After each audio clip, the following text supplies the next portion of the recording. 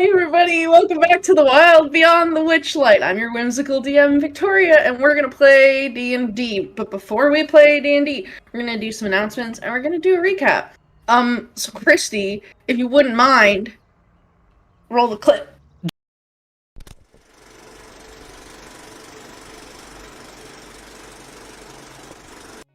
Good evening, and welcome to the show. Now, here's a word from our sponsors. Little Dragon Core is a Canadian-based dice company that supplies all kinds of cool tabletop gear. I mean, look at all these pretty dicey boys. Head on over to littledragoncorp.com and enter the coupon code BONUS for 15% off your order. That's BONUS. Cardboard Castle Games is a brick-and-mortar game store local to Evans, Georgia. They have a wide selection of tabletop gaming and other cool games like Magic the Gathering, Pokemon cards, and even Yu-Gi-Oh! You can visit them in-store and let them know that we sent you, or you can go visit their website at cardboardcastlegames.com. Also, big thanks to Syrinscape for the amazing atmospheric sounds and music. You can add these sounds and more to your game when you download the Syrinscape desktop or mobile app. The app is free and comes with 20 sound sets that are included to get you started. You don't even need to register. Go to Syrinscape.com to find out more. Thanks as well to Adrian Von Ziegler for providing some additional music that we use here on Thursday nights. He's a talented composer with great content usage rights, so go check out his YouTube and Patreon and support him if you can. Please check out our other games. We stream almost every day here at Probo. We have games for several of the major published 5e modules, as well as homebrew games, and some of our games feature systems other than 5e, like Star Wars, Power Rangers, and Alien. Come watch all of our VODs over on our YouTube. You can also follow us on Twitter and Facebook. Don't forget, you can also support the channel by following, by subscribing, remembering to click the bell notification so you never miss another live stream, using channel emotes, and if you're an Amazon Prime user, you get a free subscription to Twitch every month.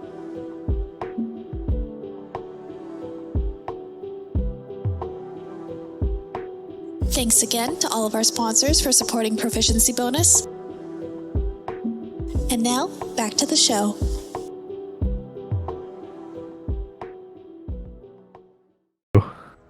That definitely got on there. I don't know if we got the pee-pee, but we got the poo-poo. Oh, yeah. Even if we didn't, you just said it, Kristy, so it got on there. Thanks, Kristy, for the announcements and for the pee-pee poo-poo. And with that, I'm going to pass it off to the pee-pee poo-poo master, a.k.a. a weekly recapper, a.k.a. Lil Ink. AKA Little Ink. Absolutely not. When it comes to all this pee-pee and poo-poo stuff, Victoria, I'm the secret third thing you can do in the restroom. And last time on Wild Beyond the Witchlight, I'm just going to move right past it. Last time on Wild Beyond the Witchlight, the party had their daring encounter with Granny Nightshade right in her own home. Things went from bad to worse rather quickly as the witch not only unleashed her magic, but also her chairs as they animated and came to life as mimics to try and attack the party. Ego and Aurum got injured fairly quickly with her very deadly claws, also leaving Aurum poisoned and his liver damaged even after the fight. But after the fight did come, as the party was able to fight off Nightshade long enough that she made a retreat from the premises, leaving the entirety of Loomlurch for the party to be able to investigate, hopefully unabated. Some children were able to be rescued, and one did require us to go and find her favorite pig, which led to a bunch of goats and pigs being let loose on Loomlurch. Turns out that most of them seem pretty cool. They're totally down for a little bit of chaos, and the goats actually have some pretty good financial planning for their futures, as Dawn was happy to inform them about. Roth IRAs, S&P 500, all that good stuff. The party started to make their investigations into Loom Lurch. Unfortunately, because it always seems like Clover discovers these things. A lot of the herbs that were being grown here in the garden seem to be at least partially fertilized by the bodies of adults that probably crossed Granny Nightshade in the past, finding remains of their bones hidden amongst the plants.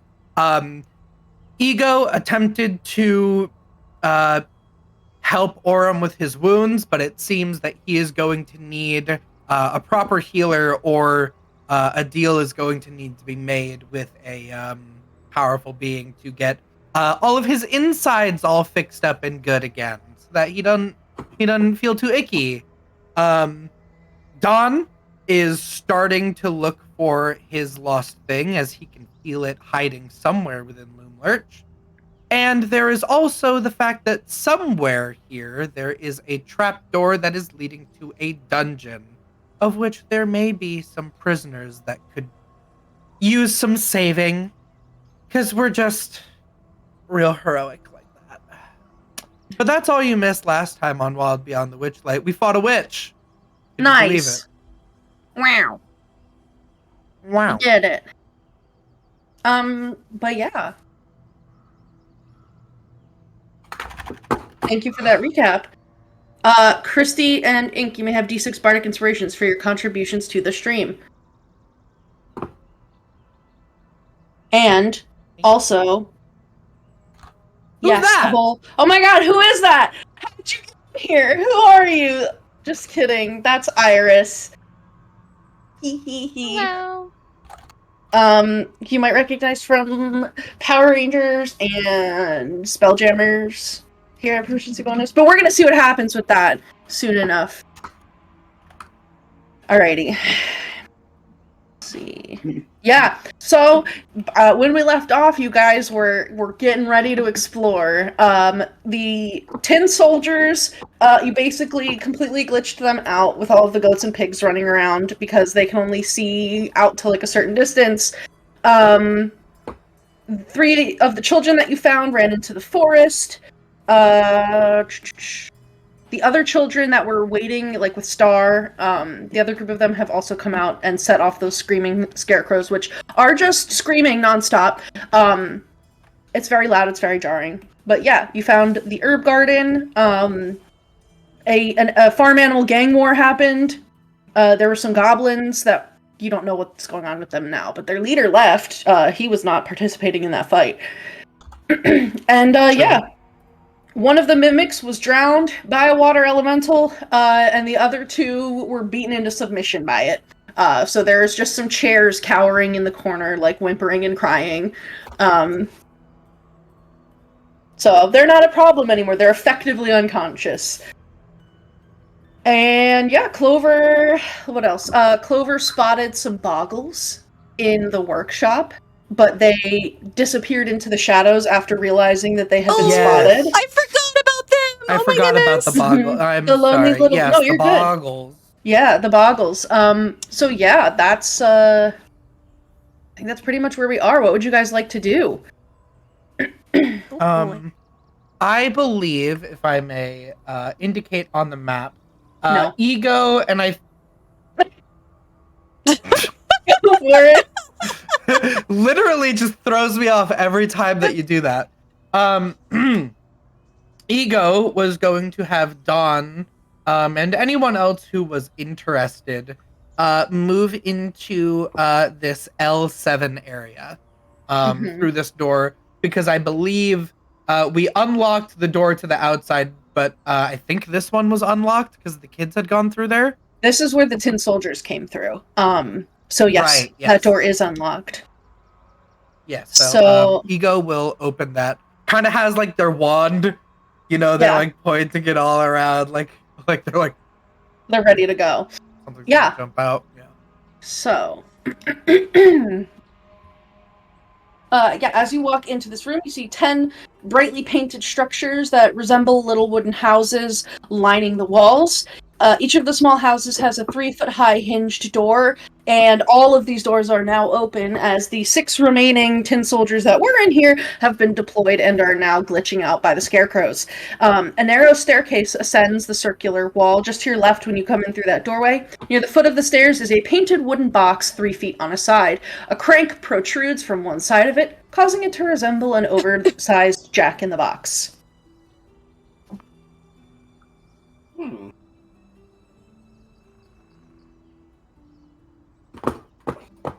What magic did I get off that again? Conjuration. Conjuration. Can I crank it when nobody's looking? You sure can. Roll me a d8 really quick. I was going to say, I don't know if you can do it without me looking, because I mean, people are going to be looking at it. People are gonna see. You're gonna be seen because like the rest of the party is in here, but you can definitely crank it. Yeah. Crank it for 3. You got a 3? Yeah. Okay. Why'd your eyes open like that? So Clover gets that aura of conjuration magic around this box, and as the group of you is proceeding into this room, Aurum, thinking he's being very, very slick, sidles on up to this box and begins cranking. And as soon as you start cranking it, the crank continues to spin on its own. And as you do, the music box within it plays a 10-second tune, very reminiscent of like a child's lullaby. As the final note sounds, there's like you hear like a muted thump. And the lid to the box opens, and you see climbing out of this box. And actually, it's a creature that's familiar to you guys. You see 2 clawed hands grab the edge of the box and a long serpentine head with little bits of like smoke drifting out of the nostrils, and a malicious yellow eye peering at you. It begins to pull itself out, and you see 2 large, muted, leathery green wings on the back of this lizard-like creature that is about the size of, like, a really big dog. And this dragon bursts forth and is immediately going for Aurum because he's right there. Buddy.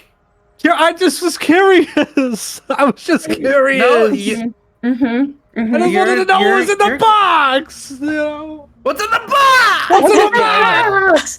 A dragon. Yeah. Goodbye. A dragon, little dragon. In the box. A little dragon. Does a 15 hit you? Yeah. Uh-huh. His AC's like... Oh my god. My AC is low.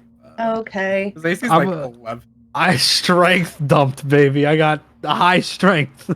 Yeah, so there's this, like, that little, like, draconic head peers out, and it glares at all of you, and it sees that Aurum is the closest, and immediately the head snaps forward and latches onto your arm. You take 7 points of piercing damage, as well as 2 points of poison damage, as this little green dragon Is creature that 4?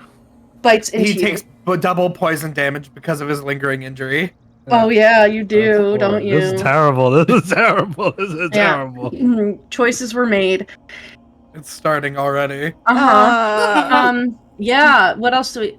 Yep. You take an additional 3 poison damage for every. it's So you take 5 total poison damage. Okay. Yeah. So it's just 3 plus anything else. And I guess we're rolling initiative right now. Oh my god. All right.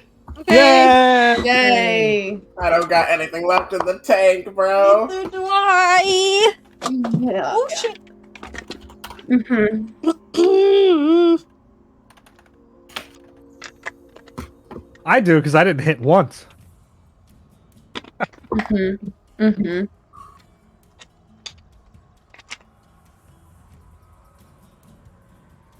Okay. Oopsie.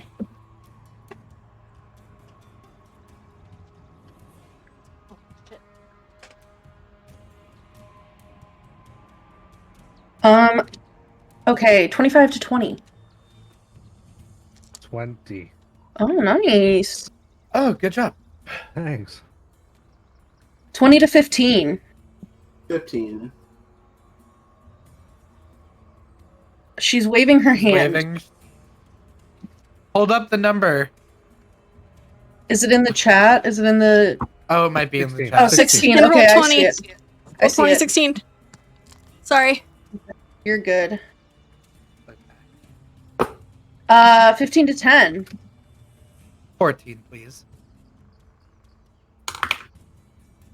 Okay. Yep. Yep. Yeah, so... Cool. 1 second.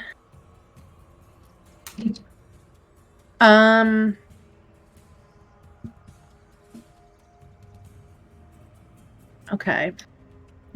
Yeah, so with that, Aurum, there's a green dragon that is like latched onto your arm, and like the you can feel this ichor in its like fangs. It's almost like venomous, and like you can feel it in your bloodstream. What would you like to do? I'm punching this dragon. Go for it. Come on. Where? Why? This one. 23 for the first hit. That'll hit. Also, where is everybody? Like, I'm gonna shift ping. That's where the box is. So that's where the dragon is. I moved myself as you were describing it, doing the tune, to where Ego would have stepped away from it, but so right where I am. Yes. Okay. Realistically, Ego wanted Don to follow him, so Don would probably be right there. Okay. I'm gonna assume Aurum is right there as well because he opened He it. was cranking it. And then Clover, you and your water elemental can be wherever. He was cranking it. But so yeah. Yeah. What? Oh, I was just gonna say, like, Clover was kind of trailing behind because she was looking down because she's looking for the basement entrance. Gotcha. Okay. So she probably stumbled into this. Yeah. So Aurum, that if you rolled over a 20, that hits. Okay. I'm trying to remember all the damage that I do. Mm-hmm.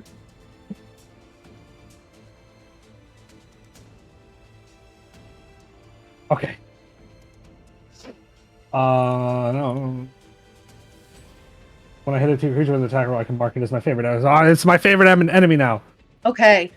So, does it have resistance to bludgeoning or psychic damage?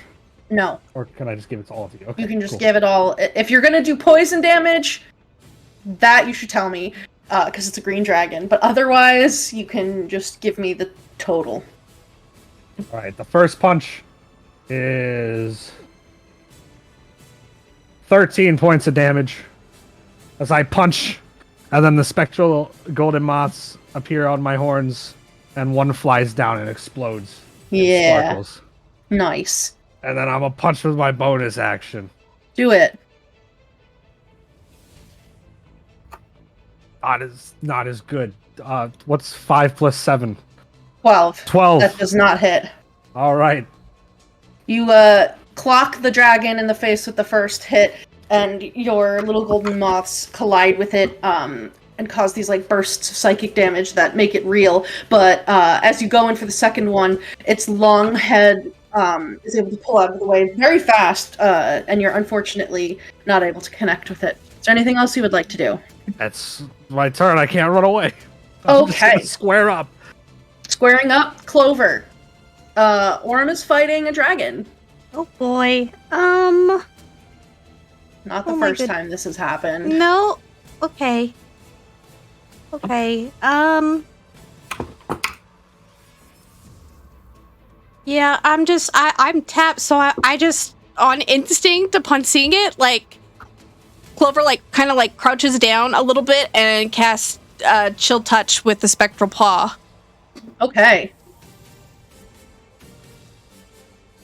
You roll for that one, right? I will always ask you that. I will never remember. Yes. Okay. I would remember. Ooh. Listen, I don't have the brain power for that. That is not gonna hit. Okay, I was gonna use my inspiration if that's okay. It's the D6, right? Yeah, go for it. You can add your inspiration. Come on, D&D Beyond. Be nice to me. Might need real dice. I need real dice. Yeah, unfortunately, that doesn't help. No. And your spectral cat paw goes flying and hits the wall on the opposite side of the room. Cool. You also have your water elemental, and he can just go on your turn. Oh, that's right. That is right. Okay, I'll do that. Yeah, you got him for a while. You got him, for like an hour. Okay. I'm gonna roll real dice. I don't know if I trust D&D Beyond. If this doesn't go well, I don't know what to do. Oh boy.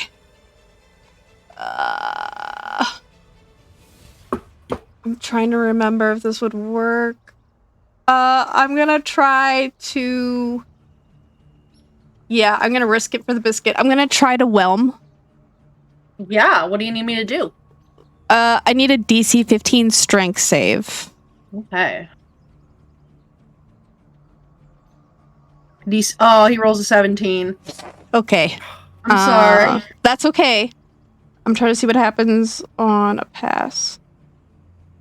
I don't think anything happens. He might just be pushed out of my space. So I would try to force movement to get him away from Aurum. Okay. Let me duplicate this and go here. And let me see, whelm. On a failure, yep. If the saving throw is successful, it's pushed out of the elemental space. So, if you're basically trying to push him, like, over, like, here? Yeah, like back. So like back. I'm in front of Aurum now. Like push him out. Okay, yeah, you basically just, like, yeet him. Yeah. Okay, cool. You can do that. Is there anything else you would like to do? I think that was its full action, so I think that's it. Okay, Dawn, you are up next. Ego, you are on deck. There's a green dragon, and now it's getting yeeted by a water elemental, but there's a dragon in here now. Don kind of just looks at him and goes, "Why is it always you?" What? What do you mean? There was a box. I want to know what was in it. I mean, come on. Is there anything in the center of this room that I should know about, or Let me can I just move across the center? Yeah, no, you can move across the center. Okay. 5, 10, 15. And I'm gonna smack it. Go for it. With my sword. That definitely should hit. I think that's like a 20 minimum. Yeah. That will hit. One-handed sword. For 4 on the die, so the total damage should be 8 slashing. Nice. That's You're all. able to That's it. you're able to carve into the dragon with your blooming blade, and it hisses in pain at you as you charge it. But yes, that's your turn. Yep. Okay, Ego. There's a dragon. Your friends are fighting it. Sure are. I will first raise my wand to it, and I will use my racial feature, my hex magic, to cast hex for the day. I will hex its strength checks? Sure.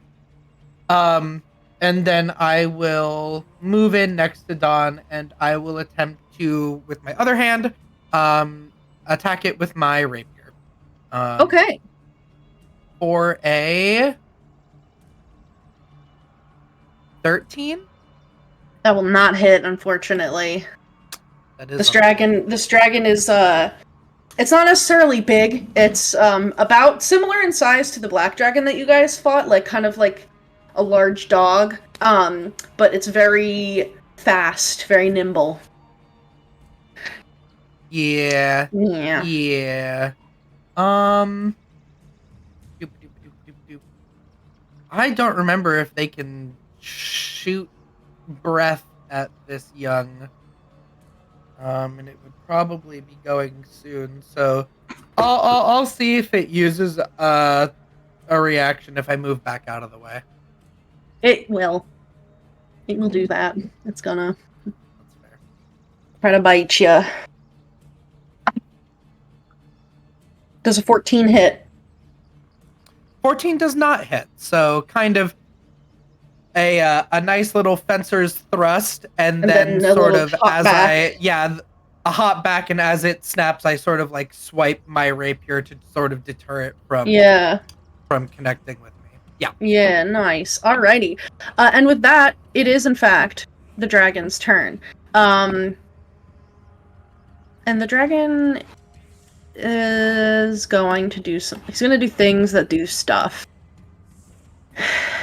No. Okay. No. Let's see. Do not do it. Do not do it. No. Oh boy. Oh boy. Yes. Well, so he's gonna move like over here, which keeps him in range with Dawn. And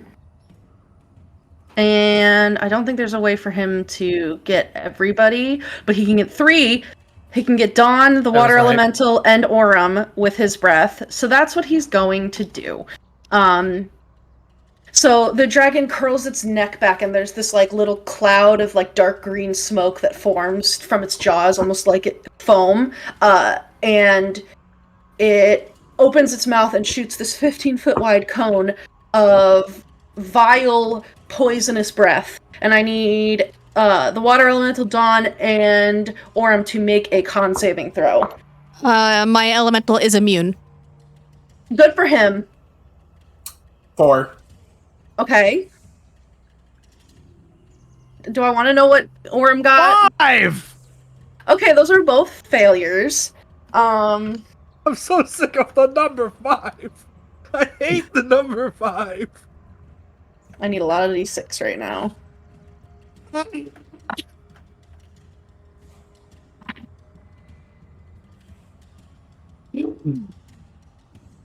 Okay. I'm unconscious. Yeah, you guys. So, Dawn, you take 28 points of poison damage. Unconscious. Aurum, you take 31 points of poison I'm damage. unconscious. Does that take you to your hit point maximum of unconsciousness? No.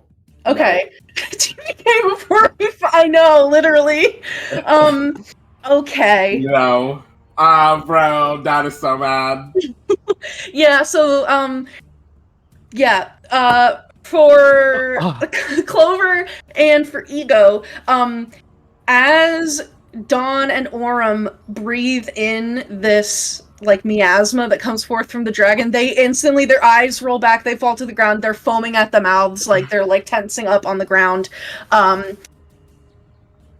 great. And the dragon like looks at the two of you maliciously, and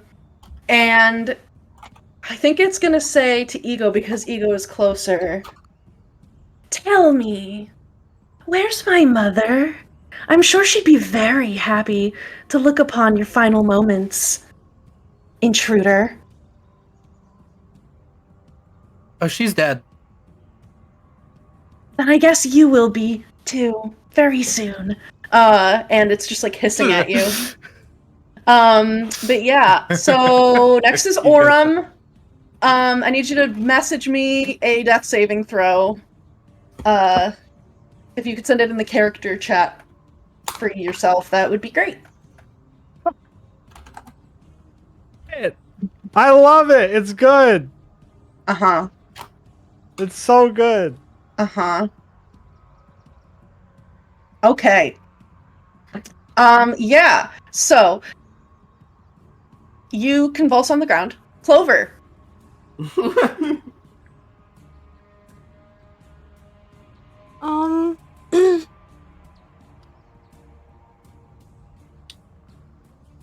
I like the green lighting on Jamie though. I know. That's a cool I'm cool poisoned. little. Yeah. Oh, fuck.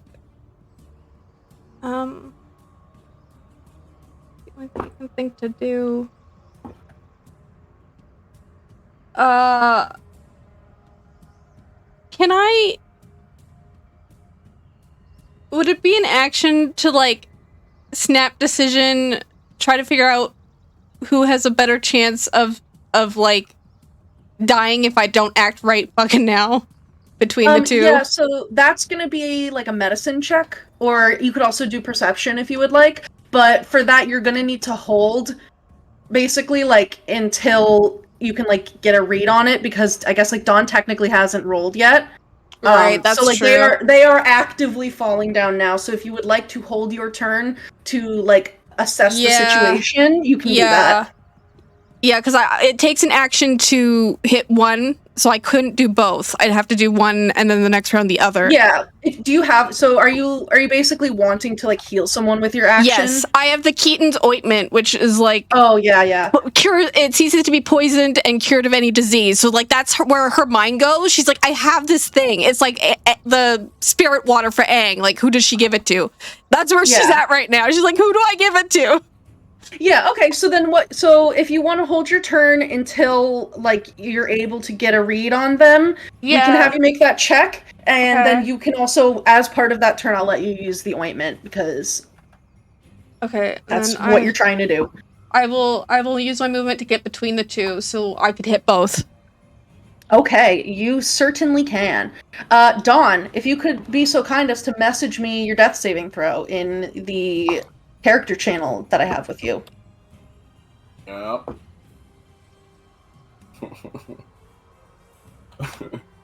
Oh, okay. How funny would it be? Never mind. Don't say it, Jamie. I know what you're thinking. Don't say it. How funny would it be? Never mind. Okay. Victoria knows what I was thinking. I do know what you're thinking. Okay. Clover, you can go ahead and roll a medicine check or a perception check if you would like. They're both the same. Oh. Oh no.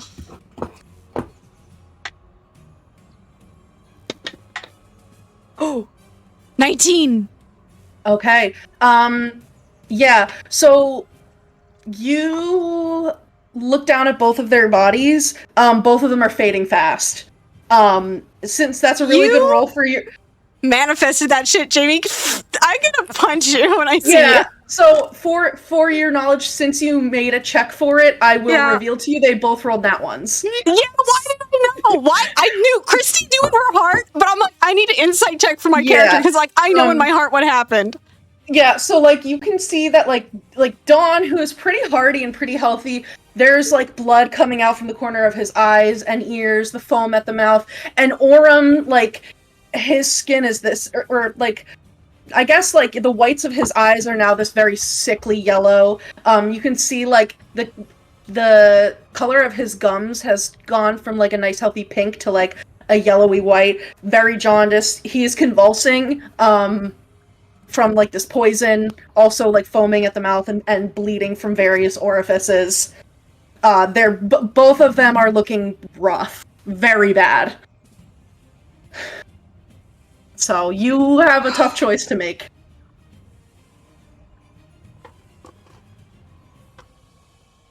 So the break is going to be rolling up new characters. Yeah, who would have thought? Yeah, if Jamie had rolled short literally, rest might be in order. If Jamie had rolled higher than a 3, there would be no dragon, but he rolled a 3, so there's a dragon. Jamie, odds or evens? Odds. Yeah, I figured, but I just wanted to double check. Okay.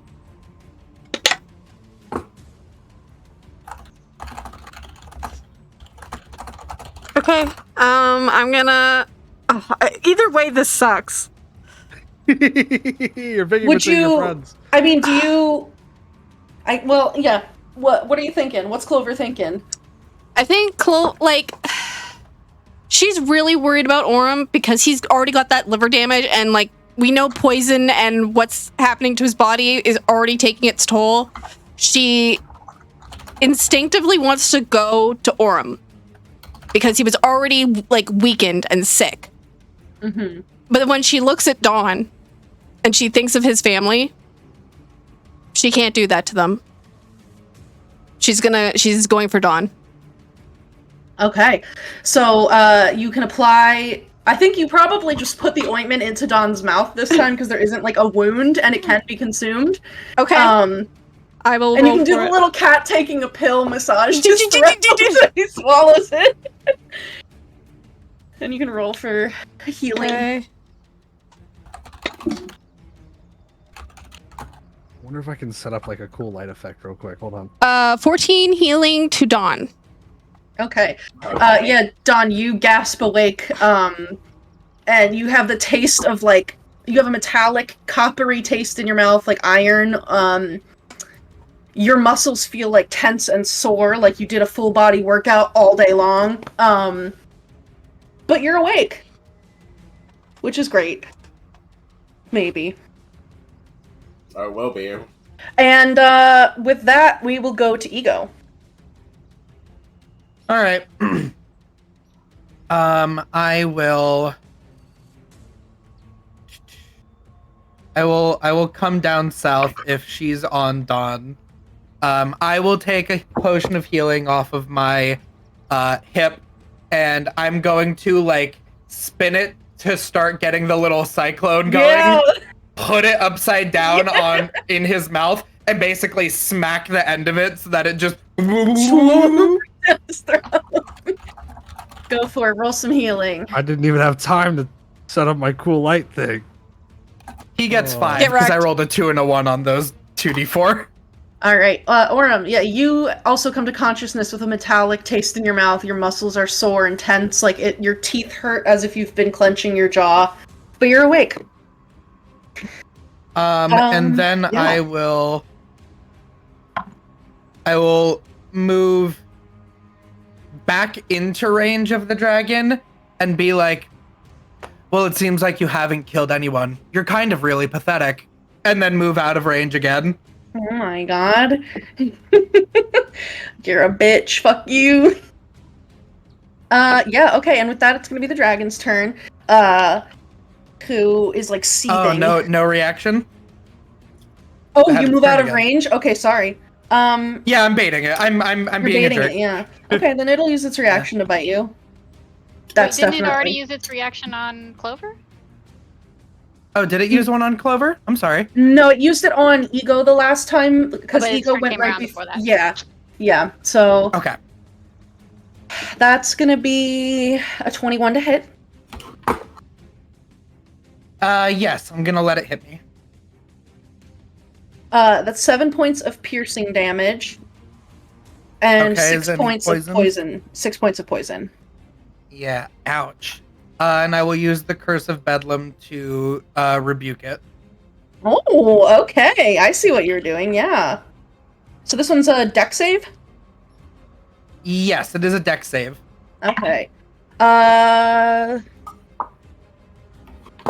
is a 13. That is a fail. Ooh, okay.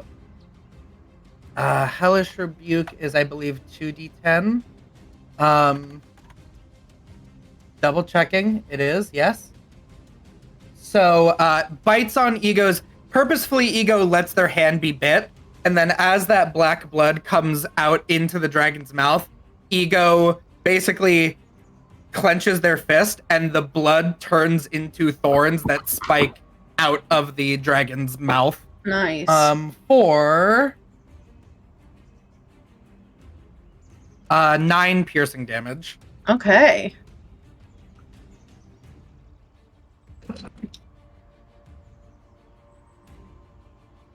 Alrighty. Yeah, the dragon did not like that. It's looking rough. How many thorns? Because I think you did a retaliation in the prior fight as well. How many have you used? Do you know? I did. So yeah, I keep track of it.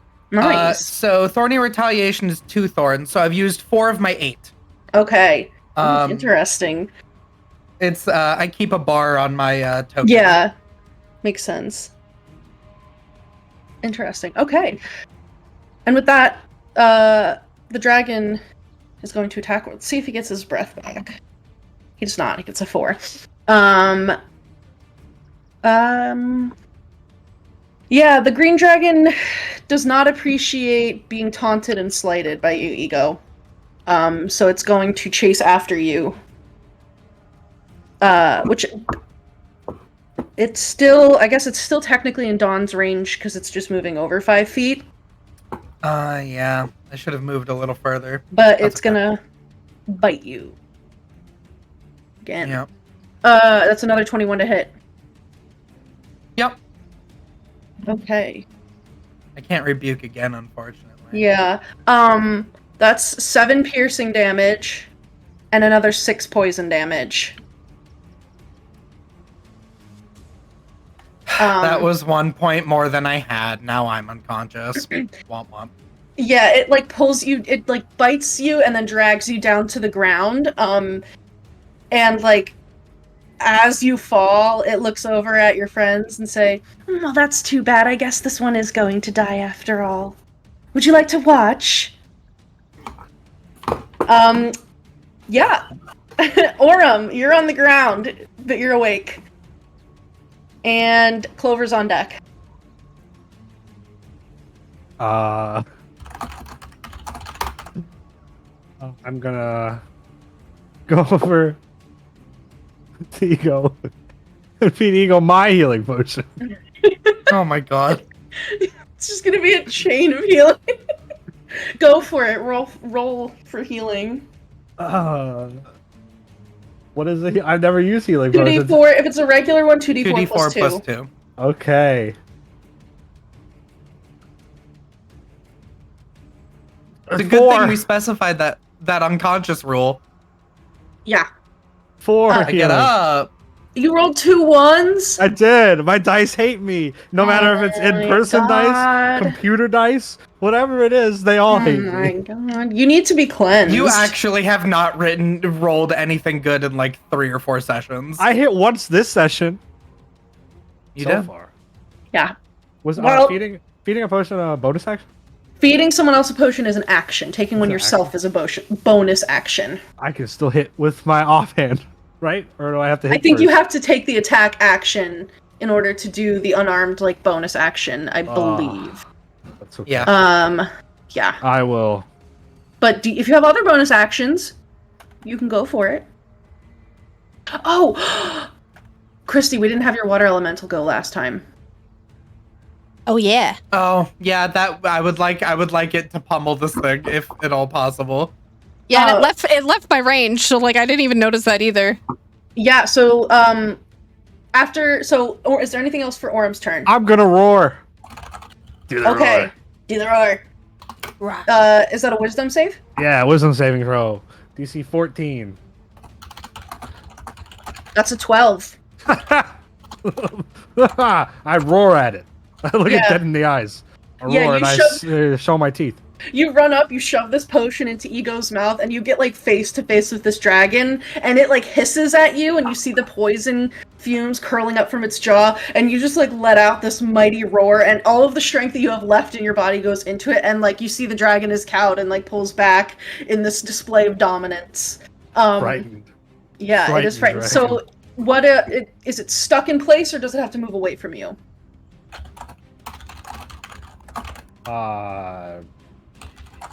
It just says they're frightened of me. That's it.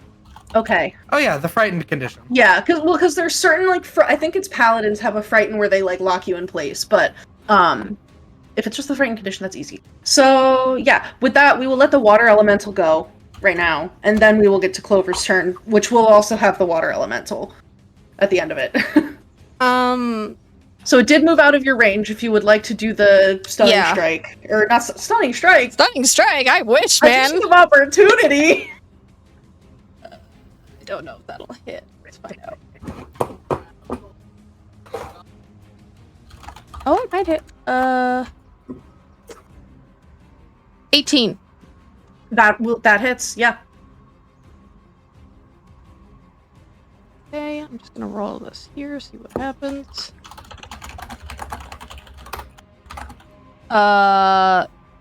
13 slam damage. Okay. Or 16, sorry. Aurum roars in the face of this dragon, and out of fear, it kind of like backs up into your water elemental that has been pursuing it. Your water elemental makes this like giant watery fist, and slams down on the dragon, and the dragon splats and is obliterated. Oh, The dragon it had 8 hit points left.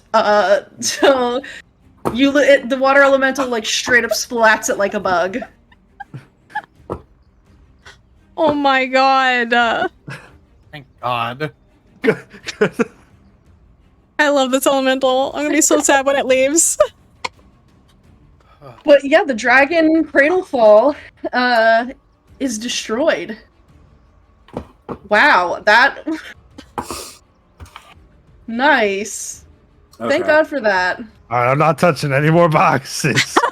Learned your lesson. I learned my lesson. No boxes. For the rest of the day. No boxes with weird levers on the side.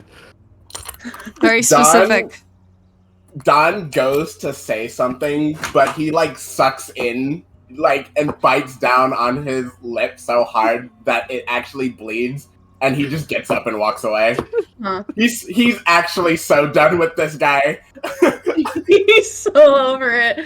Oh man, yeah. Well, yeah, so you guys are here. There is a dead dragon on the floor, and a bunch of empty little tin soldier huts.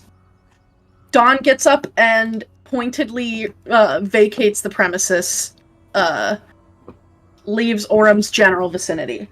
So you have a staircase up on the left over here, as well as a doorway right here. Are you guys okay? Yeah. Never been better. Yes, you have. Maybe let's not Your touch liver anything. is failing and we're all bleeding out.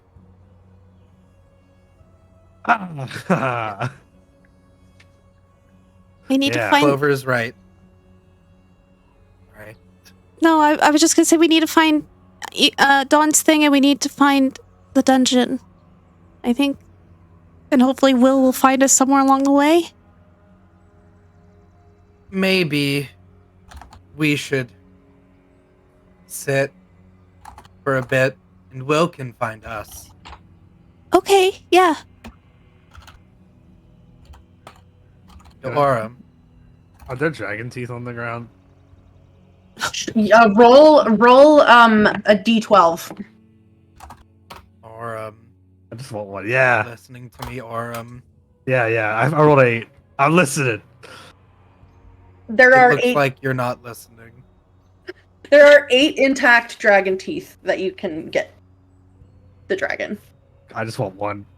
Okay, yeah, there's a really great one. A perfect little canine. Perfect. There's like Yeah. venom. There's venom dripping out of it. Oh no, I don't like that. I'm wiping that off. Probably All for right, the best. I'm listening.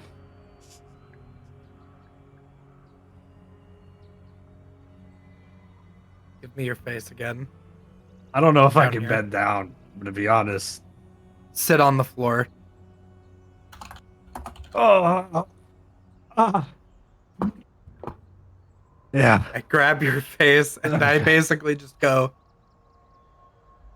I think that if you continue to touch things without informing the rest of the party, I am going to succumb to my most darkest desires and we will not return. I don't really know. I'm gonna be honest what that means. You will know why the people in my dreams call me the harbinger of sorrow if you do not keep your paws to yourself. I will not touch any more boxes. Thank you. I'm EP. I'm sleepy too.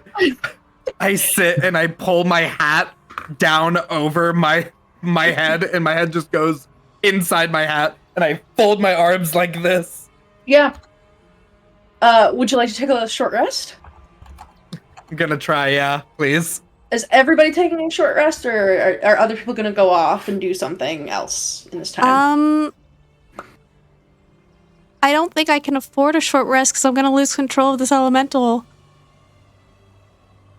Okay. How's your HP? I'm okay. I'm at 22 of 31. Okay. I'm not bad. I mean, obviously a short rest would benefit me, but I'm more worried about this elemental, like, going haywire. I'd rather get it away from us if that's going to happen that way. Mm-hmm. So I'm going to go look for something for him to do and maybe hopefully find the thing to go downstairs. Because if there's guards downstairs, I'll just send him down. Yeah, for sure. So, basically what you have going on, you have the door behind you that you came in from. There's the stairs on the left that crawl all the way up. There's also a landing part of the way up with a door on it right there. And then this door seems to continue forward. I think I'm probably going to go through the door because I don't want to go up. I want to go down. Okay, so you're going to come over here? Yeah, and bring the buddy. Bring your little guy. Nice. Okay, and then for the other three, are you guys all short resting? Yeah. Okay. So you guys can roll hit die, do your short rest things, and I'm gonna we're gonna do Clover stuff for a hot sec. So All my hit dice. All my hit dice did not get me to fall. you open that door, Clover. Moths cluster around a lantern that hangs from the ceiling in the middle of a hallway, casting flitting shadows on the walls. The hall contains 3 sliding doors along the walls, and a heavier hinged door stands at the opposite end. So there's door, and then other door at the end. Can I listen at these doors to see if I hear sounds or movement, or am I alone? Yeah, roll a perception check. Just 1 or 3? We'll do the big room first, and then we'll go to the small rooms. Ooh, 19 again, plus 0. Okay, so for that big room, the one that's like kind of on the left here, completely silent. Okay, I'm peeking. Yeah. Let's see.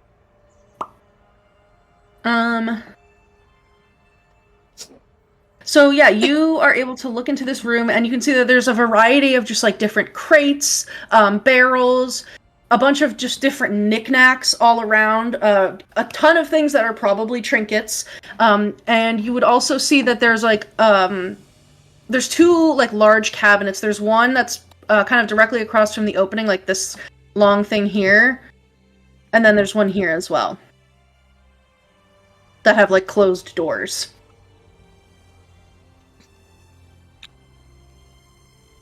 I'll activate my eyes, I guess. Okay. So looking around in here, you don't see anything that gives you like a specific magic ping. Okay. It's more just like general like trinkets. Like you think if you were to dig around, you might find like the currency trinkets. I'll worry about that on the way back. I gotta find a place for this elemental. I'm gonna go to the next door. Okay, roll a perception check.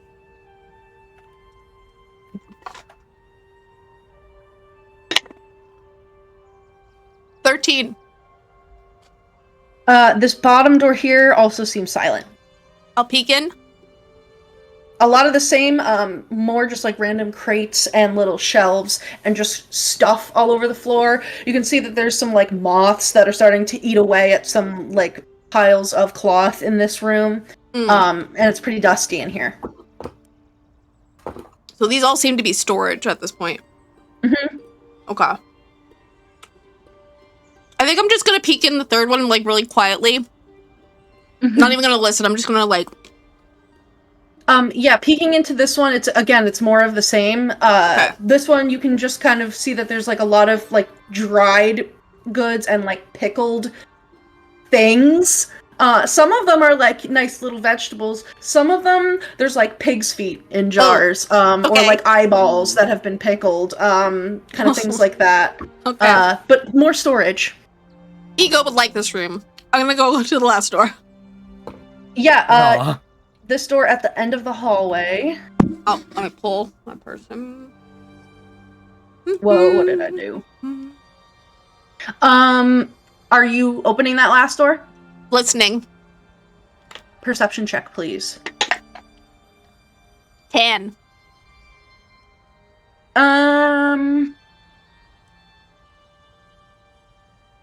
You don't hear anything coming from this room. I'll peek in. I'll try to be quiet. Okay. Yep. This door is closed. It's not locked though. Okay. Okay. So this room has 3 doors in it, including the one that you are coming through, and a wood-carved staircase that ascends to a higher level. The walls here are a dense tangle of tree roots and brambles, nestled among which are 5 animated portraits. One of a svelte, dark-haired woman, and the others depicting hags. So, as you see these portraits, there is a toadish hag you immediately recognize as Bavlorna Blightstraw. There's a hag with a wind-up key in her back, 1 empty eye socket, and a wooden eye held in her hand that you would recognize as Granny Nightshade. This svelte, dark-haired woman with this very, commanding presence. A skeletal hag wearing a black theatrical contraption that looks like a mix of a dress and, a marionette, set. And then in the final picture, you see what can only be described as the most ancient and terrifying being you have ever seen.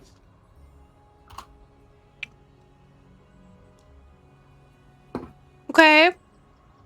And they're just these, little moving images. Kind of think of a Harry Potter, the newspaper pictures where they kind of move a little like that. Okay, can I look at the floor and make sure there's no magical traps if I walk in here? Yeah, you look down at the floor and you don't sense any, magical, traps. These portraits and, the brambles seem to have some sort of enchantment on them that's connected.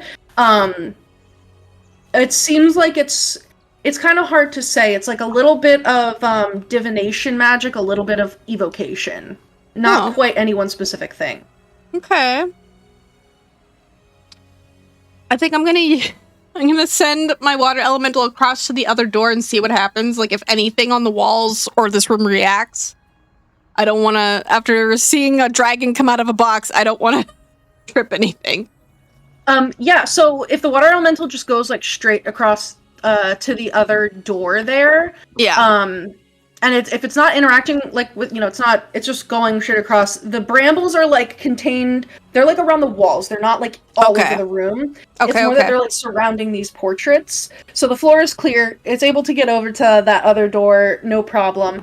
The door is locked. It can't pass through. Well, I guess technically it could, because it's an elemental, but the door is locked. I'm gonna send it onto the other side, see if it can unlock it from the other side. If you can go under the door, liquid just. Okay. Yeah.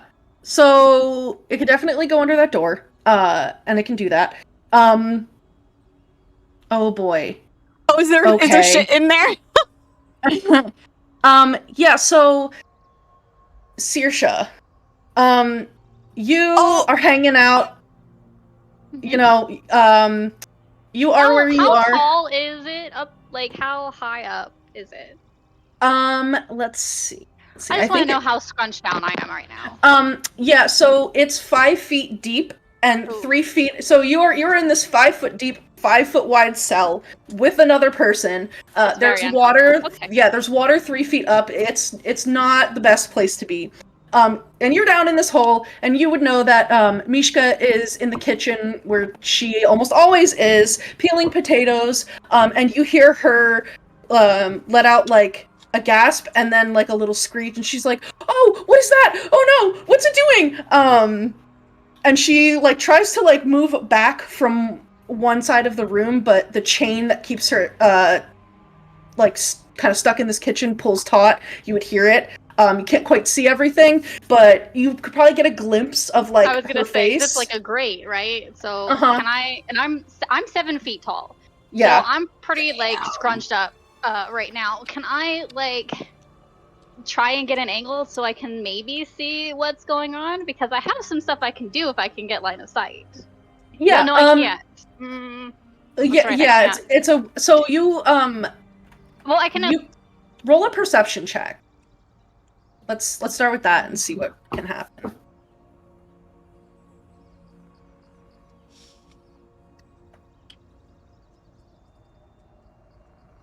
Uh-oh, wait. I'm not getting any audio from you.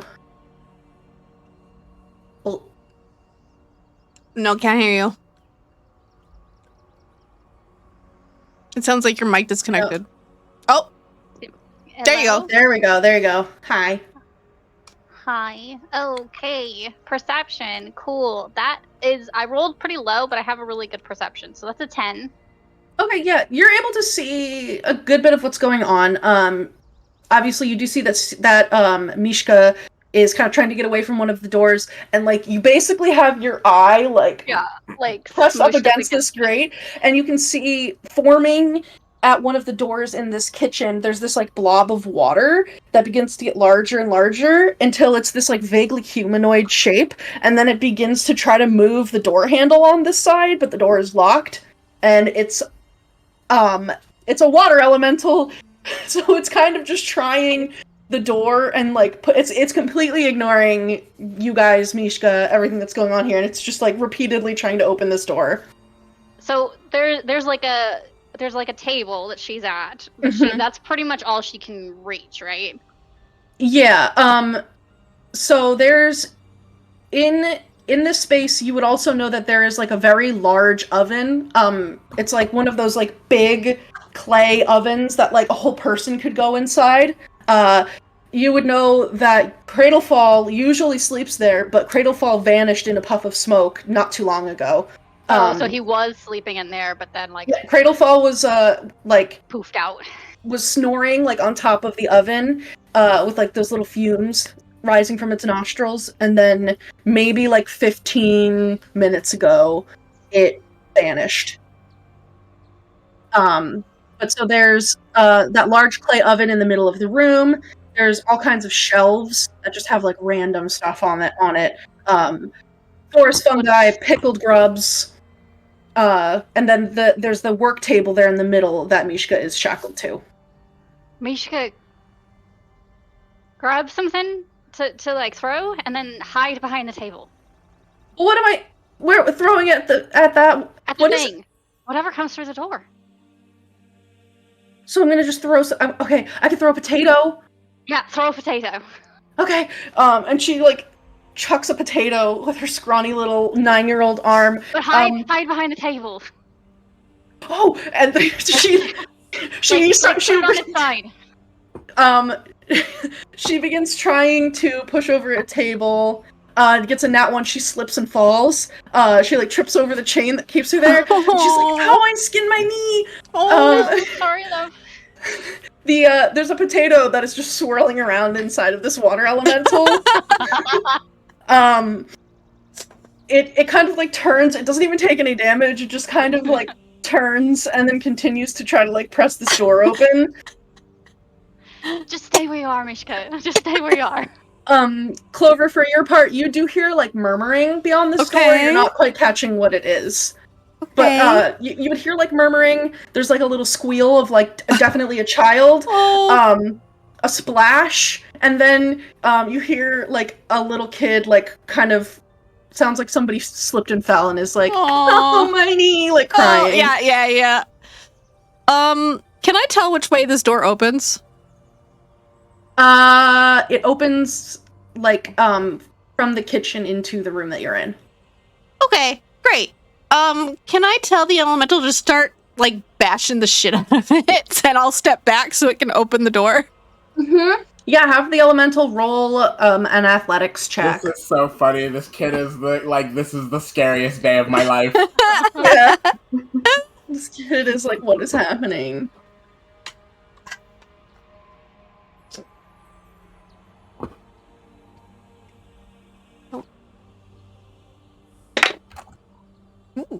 Dirty 20.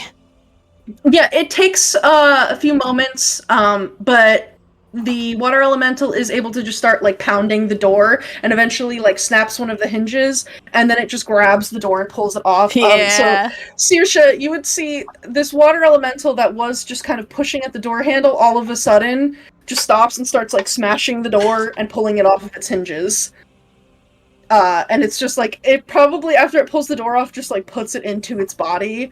So there is a potato and a door inside of a water elemental, but now the doorway to the kitchen is completely open. I will go in. So for Good job, Clover, buddy. aside from your water elemental, you see that this squalid kitchen is carved out of the trunk of the fallen oak tree. A large clay oven sits in the middle of the room, surrounded by crowded shelves laden with forest fungi, jars of pickled grubs, animal skulls, and moldy cookbooks.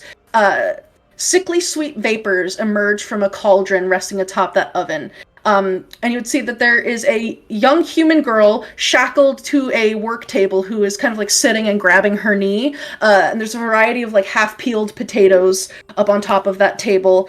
And set into the floor nearby is a padlocked iron grate. And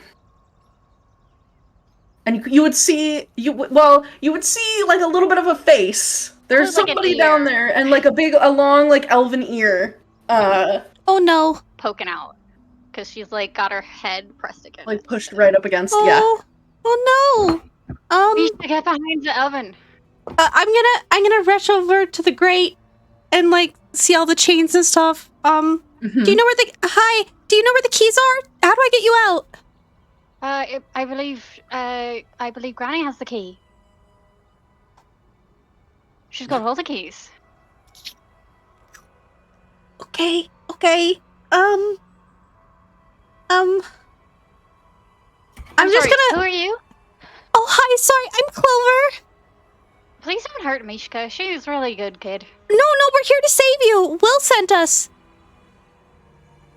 Do I know Will? I've heard she's talked about Will. Yeah, you've heard about Will because Granny hates him. Oh, well, he's not here, is he? Because Granny really hates him. It's not good for him to be like. I mean, he's around, but he's not here. Well, that's good. I'm gonna probably for him. Can you get down lower, or is that as like? I literally can't. Okay, I'm sorry. I'm as low as I can be. I'll tell him to be gentle. Also, I'm gonna not try the and only one get. in here. Okay, I'm gonna try to get the elemental like to start pulling the grate up. I don't know if that'll work, but at least that maybe I could get. Athletics. With the lock? Oh boy. Yeah, it's gonna need to make an athletics check to try to do that. Okay. But yeah, your companion down here hears you say, "Please don't hurt Mishka," and this dwarven individual says, "Oi, Yeah. is somebody hurting Mishka?" No. They're good. You know what? Actually, could you, if I lift you up a little bit, like give you a bit of a boost, can you like try and push against the grate? She's trying to lift it. I could do that. All right, I'm gonna give him like, I guess like, I'll move my knees to like form a sort of like table so that he can like stand on my knees, and then reach the grate. Cool, yeah. So Clover, as you're getting your water elemental set up to pull on this grate, you would see that a second individual actually appears and is climbing up on like the knees of this first individual that you were talking to. And there is just kind of looks like a bedraggled, like very tired dwarf. You know, he's wet, like muddy. He's got this like horned Viking helmet on. But otherwise is kind of in just one of those like padded like jerkins that you would put beneath a suit of armor. And he will hop up on this other person's knees and will begin to push from the inside while your water elemental pulls. So you can do an athletics check with advantage for the water elemental. Okay, I rolled pretty good, so let's see if I do better. No, I'll take the first one, which is 23. Yeah, the DC was 22. So with the water elemental and this dwarven individual, eventually you are able to get this grate ripped completely off of its hinges, and the trap door is no more. The padlock snaps and is broken. And Saoirse, you and Elkhorn finally, for who knows how long, Just do like a big stretch. Yeah. So yeah, why don't you What do I tell see? everybody what does everyone see as you stretch out and eventually climb out of this hole? Saoirse is a 7-foot-tall elven woman. She's got the long, like really, really long ears that kind of lean down, sort of like an anime elf ears, instead of like the upturned sort of ones that you typically see. She's got petal pink hair that is currently in like styled kind of in like a crown on her head, but also has like hair kind of like hanging loose and kind of wild all over. She's got spring green eyes. Her skin is kind of a little bit tanned, but mostly she's got like green edges kind of all scattered throughout of it. And like bright freckles. She's very cute. Very cheerful. She just kind of gets up and like stretches and... Alright, Helicorn, you need a boost. Get up. Out of here. Eyeless, I think that'd help a lot. Alright. I'll give him like a little... Been eating potato peels for who knows how long at this point. That's true. But yeah, Weeks, I think. I don't know, time's weird. I can't really tell if it's been weeks or just days or hours. It all just blends together. It's sort of normal here, don't worry about it. Is there more of you? Are you okay? Oh no, just us. I don't think anybody else could fit. Oh, Nishka, could you bring her chain as well? He can try. Yeah, let's see. Like, if it's attached to a table, like, leg, maybe he can just pull off the table leg. Or is it, like, bolted to the ground? So... She's chained to the work table, and she has this, like, this ankle cuff. It's, like, around her ankle, and it's, like, pretty tight. You can see the skin has been kind of, like, chafing and rubbing raw underneath. So even if you were to, like, remove the chain from the table, which is, like, bolted onto the table, she would still have a chain and, like, that thing around her ankle. There's, but like, she a could lock. move. Yeah, there's, like, a lock on the manacle that's, like, around her ankle. Okay, that's future us problems. The main problem is getting all of these people out and to find Will. So I think she'll instruct him to just break the table and get her to mobile. Yeah, you don't even have to roll anything for that. He has time now to do this, so it will be successful. So yeah, he's able to smash that table, and Mishka has this long chain coming off that she's able to pick up and grab and say, thank you.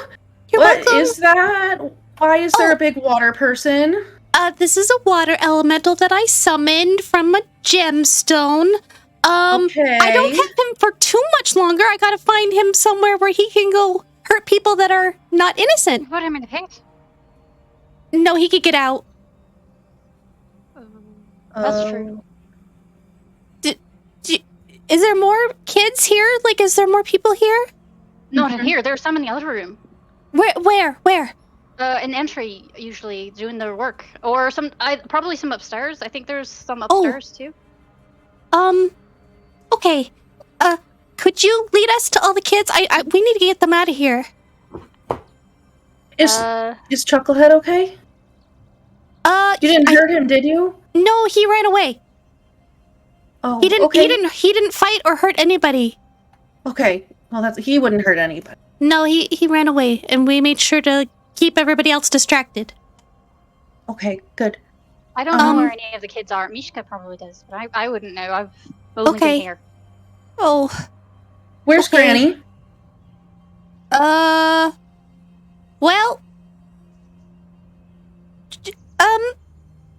I don't know. Oh, well, that's bad. We better move fast. I know. We made her mad and hurt, and so I think she was worried that we were going to kill her, so she ran away. Where's Cradlefall? Have you seen, there's this little green dragon. He's kind of stunted, and he has really dark green scales, and he's really mean.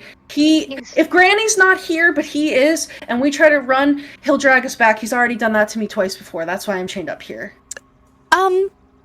I point to the big buddy. He smashed him, and he is no longer living either. Good. Cradle Okay, Fall that's- is so mean. Oh, I'm so sorry.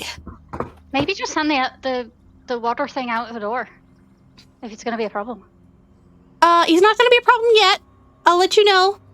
But for now, I want to keep him because he's really helpful and he helped me find you guys.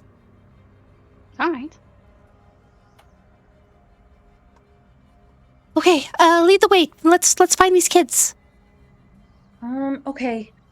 Give me 1 second to... He'll be our bodyguard, so if we come across anyone that's gonna stop us, he'll stop them. 1 minute. I'm Saoirse, by the way. Oh, nice to meet you. I'm Clover. You're immortal, aren't you? I don't know. I used to I be. mean, sort of. I used to be. You're not Fae. I feel pretty Fae. Right. She's got the stink of the material plane on her, Saoirse. You're a little, maybe a little bit, but you definitely smell mortal. As far as But I your know, aura I'm mortal. is very pretty. Oh, thanks. What's it look like? It's purple. Oh, Sort of like my sparkly. hair. It's cute. Okay, let's find these kids. And then I'll introduce you to my friends. They're kind of really hurt. That dragon really did a number if on they're everybody. hurt, I can help. I'm pretty good at that sort of thing. You can help? Are you a healer? Yeah. Oh my god! I'm gonna take her hand. I'm like, I tell the water elemental to go with the kids and round up all the kids. I take Saoirse and I take her straight to Aurum. Yeah.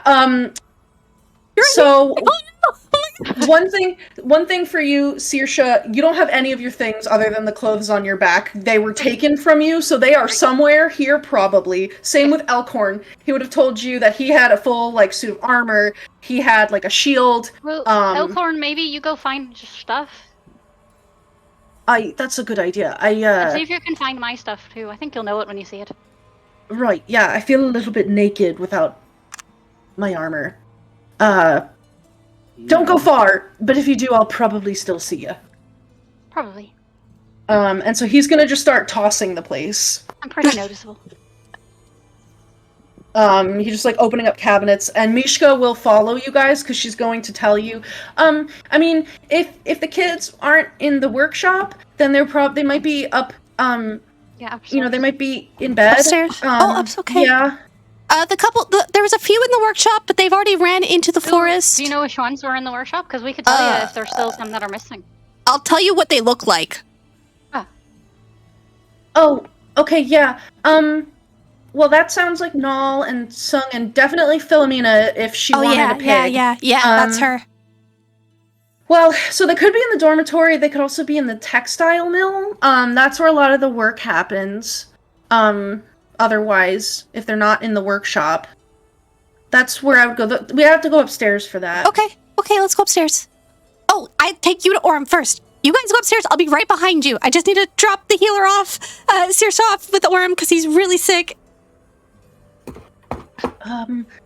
Okay, and you go to run back, but not Philomena, Mishka also runs in that direction because she's trying to get to that staircase, so you all can just run down the hallway and come back to that Tin Soldier Barracks.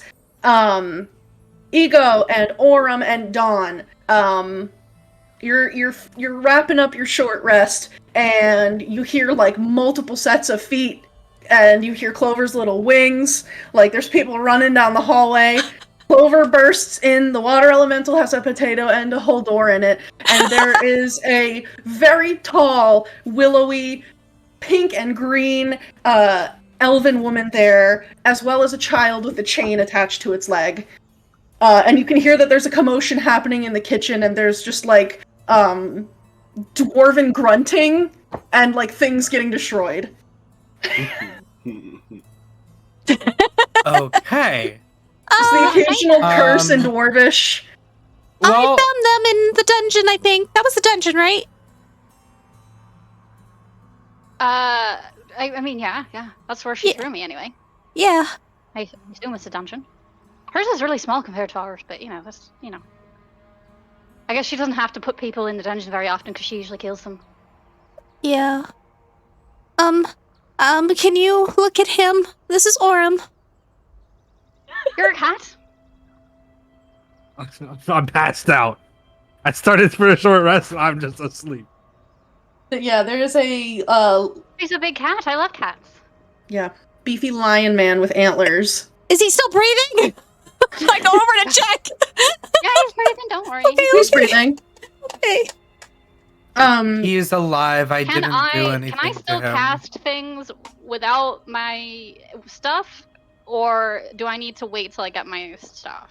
As long as it doesn't need a material component. You can still do Okay. verbal somatic, you just don't have your material components. I do also have druidcraft, so any like nature-y kind of Mhm. components I You can make sort for of yourself, yeah. jury rig some stuff. Okay, sure. Can I, let's see. We'll go ahead and start with the cure wounds. Actually, wait, first I should probably use my bonus action to summon a spirit. What does it look So- like when you do that? I think what it looks like is Saoirse does the like Disney princess like la la la la la la, and then a unicorn, like ethereal, comes galloping from nowhere into the room and then just stands next to her. And then she sings again, and then I will cast Cure Wounds. And that one is a little bit less ethereal, as birds just sort of come to her call and flutter around and have like little bandages, and they start just wrapping and tending all of the wounds. Yeah, and they're like actual birds that just Yeah. show up and they Show just up have actual birds. yeah. They're literal birds this time. They're gonna come and help you because you're in the forest. Clover. Yeah. She's so Clover. cool. Yeah. I think I've spilled too much of my blackened blood. I am hallucinating. Oh, you're an interesting. I don't think you're hallucinating. Are we mutually hallucinating? 19 for you, Aurum. Oh my god. I don't even Nice. need that much, but thanks. That's a Yeah, lot. so the Aurum's wounds are bandaged up, and then that like magical energy like helps with the healing that the birds have done, and like and seals up his wounds.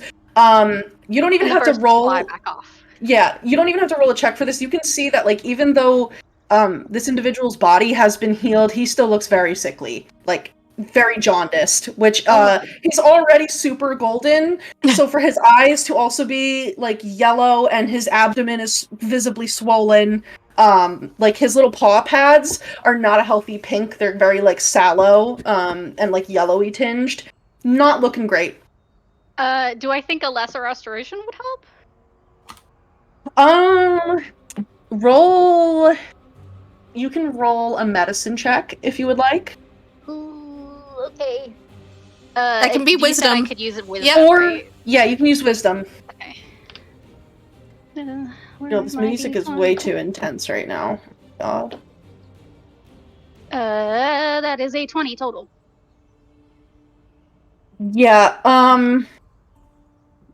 looking at his wounds, you can see that there is this like scratch, kind of like along, I think she got him like along his like face and neck when they had their fight last session. And you would immediately see that this is kind of like the source of the problem. Like some of the flesh has like necrotized there, and it seems that there is some sort of like poison that has gotten into his bloodstream. This is bad. This is like beyond your skill set bad. You think a lesser restoration could temporarily help, but his internal organs are failing. Like his liver, not doing great. Well, the good news is that if I were at my full power, I could totally fix this. The bad news is if I were at my full power, I would be asleep eternally, so I still technically couldn't fix it. So the worst news is that I just can't fix it. Okay. Okay. Thank you for trying. I can help a little bit for now. Yeah, maybe just a little bit. Just so we can get our things and get out of here. If I could talk to my mom and dad, they could help, probably. But it would Where? cost, you know. Where are they? Oh, they're in the spring court. Oh, okay. Can we get there? Court, so it's fine. Yeah, spring is different from summer. Ego just doesn't like spring. Ego just doesn't like that. Right? If they were in the summer court, Look, just you and your fuck ass parents. Look. This is a very, very tall, elegant elf that showed up and is singing, and there's animals, and Ego's like. The antithesis to Ego. Gross gremlin. It's just like polar opposites. But yeah, Saoirse will tell you. Yeah, her parents are in the spring court. Oh, okay. They could definitely help, or like I said, if I have to sort of do a thing before I can help myself. But I could eventually, maybe. Out of character, isn't there like a barrier preventing us from going to the courts because of this domain being locked down with? Yeah, or am I misremembering that? No, you're remembering like pretty correctly. Everybody who's here sectioned off. Yeah, right. So like people in hither have not been able to get to thither. You guys were able to do that because you had a guide who has already done that. But also, like, people are just stuck here in general, because it's not even just that people are stuck in, like, hither and thither. The people in hither also couldn't just, like, leave Prismere in general. There's some funky magic going on. Okay. You do know that there are those mushroom circles. You don't know where they go. Oh, wait, I know who can help. Who? Zybilna. Yeah. That's who I'm going to see, and she could definitely help. She is super helpful. Yep. We should just go find her. I'm already going there. I can go with you. Much in the way that you could help if you were in an eternal slumber, Zybilna would definitely be able to help if she wasn't trapped in time. She's doing what now? She's trapped. Frozen in time. Well, that's not ideal, but I'm sure it'll be fine. We'll wake her up. No problem. You're very positive. Do you know unicorns? We'll just go to the castle. I was supposed to be there actually instead of here. We'll just go and we'll see her and we'll wake her up. Hey, Saoirse, do you know any unicorns? Oh, I know lots of unicorns. Yeah. You know, like the god of unicorns. I personally know the god of unicorns. Actually, well, one of them. There's actually a couple of them. There's one in the spring court and there's one in the summer court. Okay, we need a unicorn. I died and I've gone to hell. Like her wings are like doing the hummingbird like buzz. She's so excited. She's like, okay, I love hummingbirds. So we need a unicorn horn to wake Zybilna up. That's the only thing that will wake her up. Well, I've got a unicorn right here. I don't know if she counts, but I don't know if that would she's count. The spirit of a unicorn that really exists in the real world. Well, in the Feywild, in the spring court. Well, what if we use that and a real unicorn? Just to like double down. Sure, I can summon a unicorn.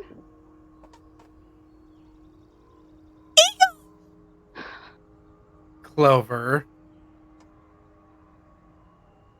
We have answers. Oh, you've got some weird energy there, friend. Thank you. What do you want? What is that smell? Blood? Viscera? No. Rot? Those I'm used to. I hang out with a lot of animals. You smell weird. Thank you. Ego has a very aberrant aura, is how I would describe it. Very prickly. Your aura is very, like, prickly and black. Stop trying to compliment me. Honestly, it reminds me of my mother when she's in bad mood.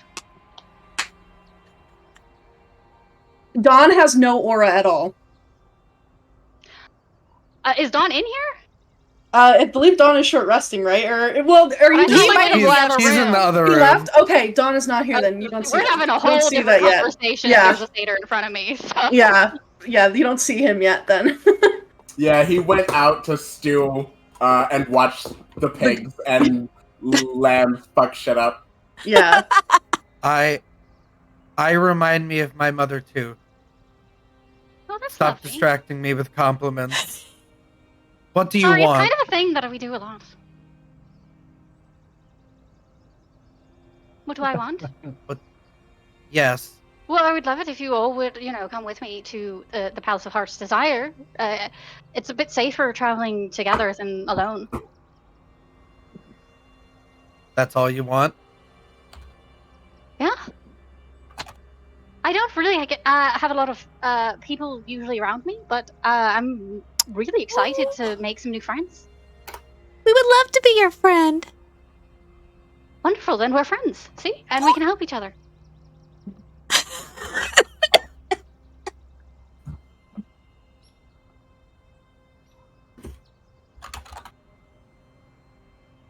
Maybe I'm poisoned. No, you're not. I know Maybe you are. I'm maybe And I can actually help maybe with I'm that if you are. descending into the black. You're very nice. Thank you.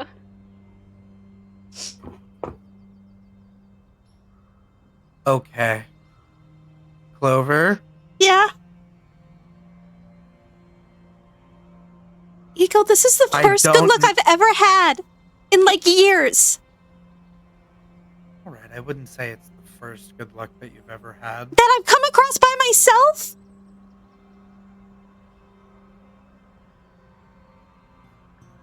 What about... Okay. Yes. This seems very good and serendipitous, and it seems like all of our problems are solved. Yay!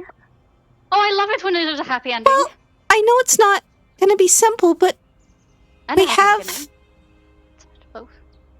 we have pieces. Actually, I love beginnings even more than endings. I'm gonna be honest. Oh.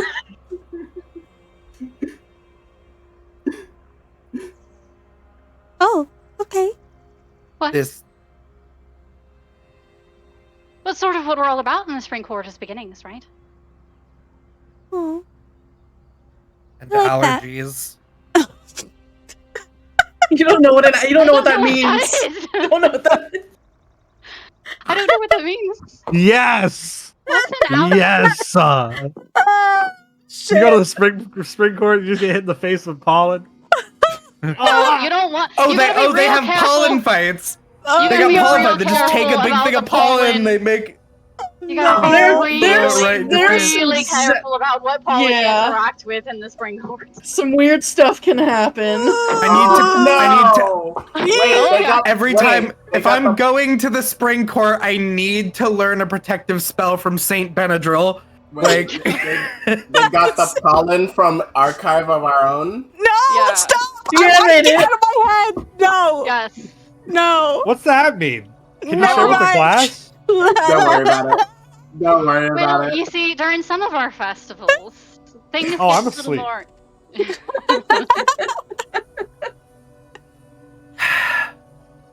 your name is...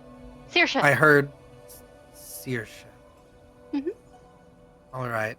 Well, that's the name you can call me by. It's not my name, of course. I haven't really earned that. Alright. This is actually things that I understand. Yes, the name that you can call me is Ego. Yep. And it's like a yucky little bow. It's like a hand on the chest and like a A curl. villainous little bow. It's a little She does a evil very little formal bow. little curtsy, but she's not wearing a dress. She's got like a tunic that has like little bits to it that are like longer and kind of scattered and like fairy-like. So she just takes the like skirt part of her tunic and does the curtsy.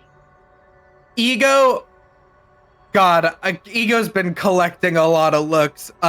Start with a drow, make them like 4'10", Normal a height. bunch for of Ralph. white hair stuffed in a giant, a bunch of hair stuffed in a giant mushroom cap hat, a cloak made of algae, weird gothic froggy You're still in the silky froggy Victorian clothes? clothes. You got your Yes. little, and it's been I've got- growing the whole thing. We're getting to it. We're getting to it. We have a finger that's a fish scale. Yeah. We've got legs of a black sheep. We've got a cat tail. We've got, what else have I made a deal with? Nobody can see this, but you have a deformed like wing that's like half attached to your back. Right. Oh. Yeah, Like, I it's have, still- I have it- You it get remembers- something from Aurum?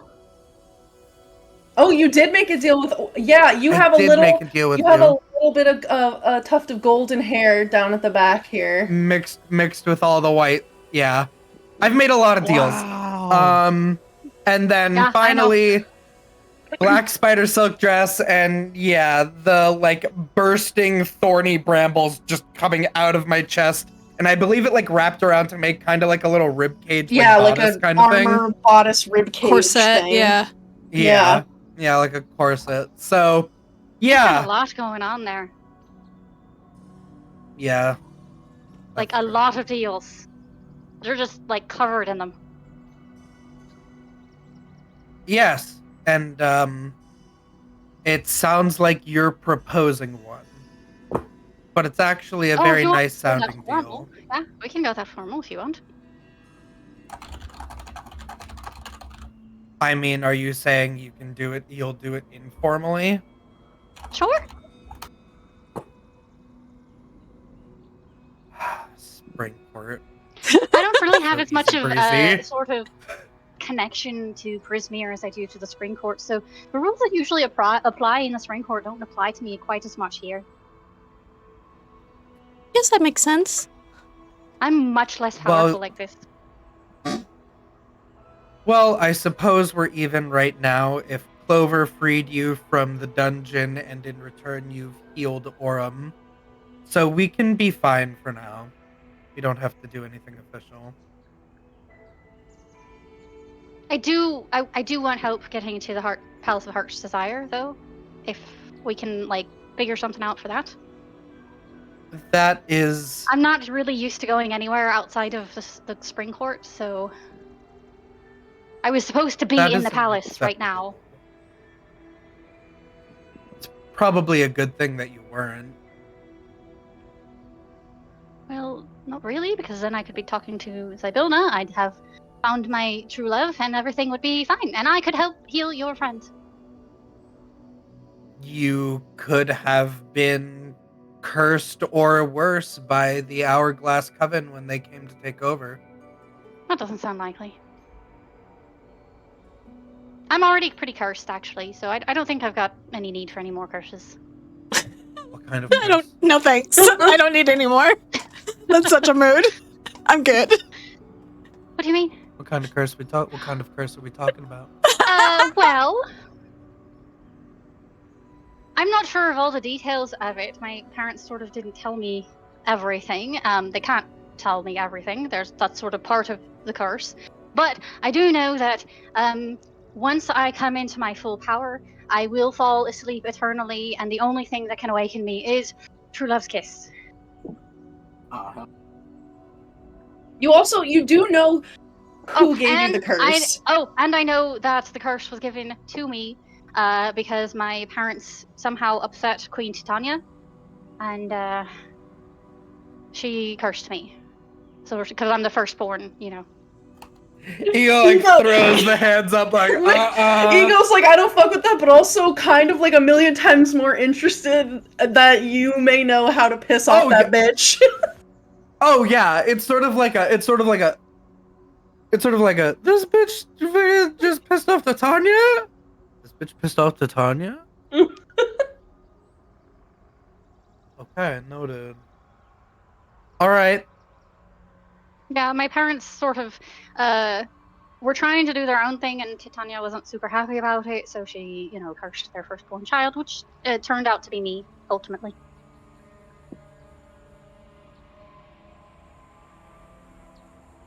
That's really sad. Rough, buddy. Yeah. It's not just fine. I'm going to go to Zybilna, and she'll help me find my true love, and then I will awaken immediately upon their kissing me once I fall asleep. Yeah, it's a good plan. It is. I think it's a great plan, actually. Much better than the plan that my parents had, which was just throwing suitors at me until someone stuck, because that's not really how true love works. I would know my best friend is love. As someone who's had quite a few kisses now. So Doesn't work that way. Can confirm. Well, even definitely just like doesn't a work loving that way. kiss won't work. It has to be true love, right? Yeah, that's Maybe. That's Yeah. a whole That's different thing. Well, that's it does. It intense. has to be true love. We're talking summer court. The queen, summer court. So it's definitely got to be true love. oh boy. That's all right. We'll find it. Well, I certainly wasn't going to find it standing around talking to those people, so. your aid is appreciated. Our goals are aligned. Your curse is funky. Thank you. You're very tall. I am. Well, actually, I think you're very short. Most of the people where I'm from are about, this high. Well, most of the people where I'm from are like this height, so it's fine. Okay. I'm going to go check on Don Okay. because it's Oh, is he been too injured too? long. Yes, He yes, might he be. is. Yes. He probably is. Ego, aren't you hurt too? I'm okay.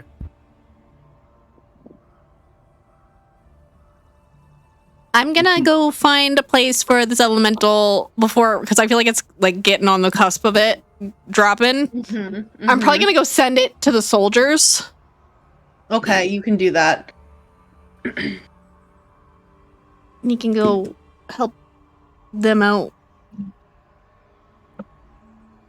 Oh, I haven't been in this room in a long time. Oh boy.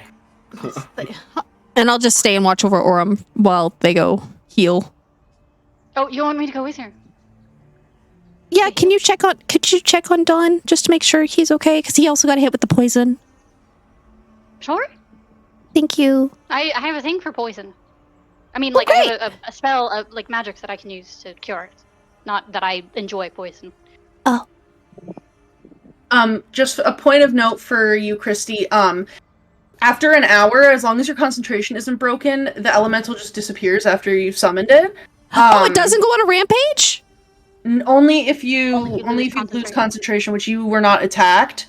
Okay, I yeah. don't think so. No, I You wasn't. still I have stayed your out. Concentration. Yeah, so in about, like, at this point, like, 15, you got 15 minutes of elemental left, Okay. so he can just go destroy all the shit All that's the out in the bad garden. guys. I say if he sees a hag or the soldiers, go at him. Leave all the kids, all the animals, leave them alone. Okay. Let me delete. They're all just going. You're all just going away. Okay.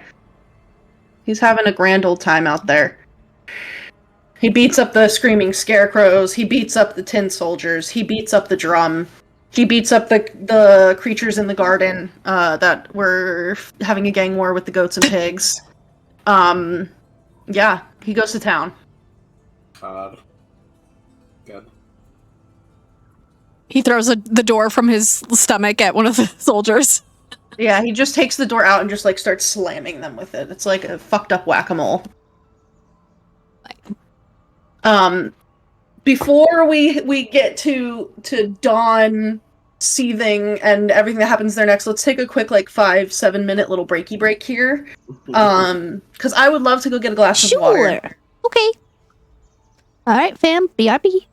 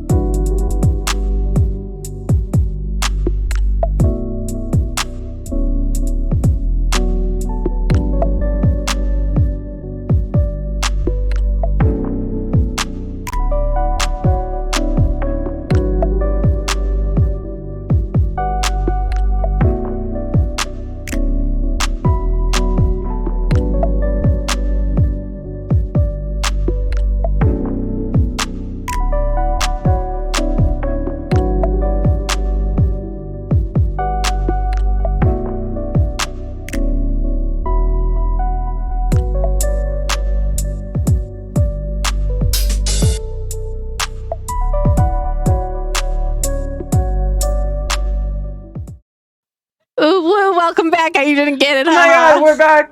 We're back. We're back. Yay. Okay, Pee-pee-poo-poo. everybody. Yes, that too. We're here. We're in Loomlurch. We're alive. Yeah. Some of us barely, but we're still alive. Yeah, so the group of you has met Saoirse. I don't have a token for you yet. We're working on that. We'll have one for you soon. But, yeah. You're all going to check on Dawn now? Is that the vibe? I was, yeah. Well, then The others are Ego will... following. Yeah, I'm staying with Aurum Aurum to just sleep. make sure I'm just making sure he stays breathing. I'm just gonna watch over him. And wait for the Following kids to my come down. Very small, very gremlin friend, whistling happily. Oh my god. Oh, But yeah. boy. You guys can go through the workshop there and open the door to the garden. Dawn, Yeah. what have you been doing? What have you been up to the last like 45 minutes? Dawn has literally just, for the last 45 minutes, has been sitting here and stewing. And I really think that, like, basically all of the grass and plants that are around him have, like, physically bent away from him because he's so mad. Oh yeah, it's they're withering. Like, yeah, they're like, the vibes here are actually disgusting. Yeah. A little frog in the grass like hops away, and it sounds like it says "fuck you" when it croaks. It does. It does. I can hear it. Yeah. But yeah. So, go ahead. No, sorry, I didn't mean to talk over you. You started. What? I was just going to say that you all go out and you would see that like Dawn is sitting in like a little patch of like withered grass, and all of the plants are just bending away from him, and he is brooding. Real quick, Dawn. I believe you said he wears like he's wearing like full plate armor. Mm-hmm. So can I even tell that he's a satyr? He actually, doesn't have a helmet. he doesn't. Well, here's the thing: you do file your horns normally, but have you been filing them here since No. getting to the Feywild? No, he has not. So, do you think you're starting to regrow like little nubs? Yeah, probably. Okay. Oh. Yeah, and I think like you would also be able to tell just by like the shape of his legs, because they go the backwards direction. Okay. Yeah, And his ear. and his ears. Yeah, he has like little goat-y ears. And he's also got like satyrs have like a little bit more body hair, more stuff like that. Although he keeps it fairly clean shaven. His nose. Are you? Oh, here's the other thing. Are you still dyeing your hair, or is your hair dark now He because does not have dye. He does not have hair dye. I think. like it's his hair's probably- dark now, right? So, but isn't it naturally like a It's different not- color? It's naturally a different color. Yeah. So do you have like the most atrocious roots growing in too? Roots. Yeah. Like Yeah. bright orange. Yeah. Looks like he's fucking bleeding out the top of his head. That's kind of fire though. Well, bright orange with like a black tip. Like that's kind of. But for Ego, what were you saying? I was gonna do something. I was gonna go dig in one of my many bags that I've collected. Which, by the way, yeah. Also, I got the 2 satchels that are always like in a crisscross. So I'm gonna dig around for my pipe. Haven't gone for that in a really, really, really long time. Grab one of those, put a little ignis on the finger, kind of press that in there, get that pipe going, and it's not even a "Hey Dawn," it's not a "Are you okay?" It's a holds the pipe over his shoulder. It takes him a Okay. moment. Huh? You're a satyr. Oh boy. Oh, it this is takes- great. We're gonna be such good friends. I love satyrs. He doesn't even like Clover look found a back. healer in the dungeon. Great. He Oh, your aura is very gray, though. I've never seen a satyr with a gray aura before.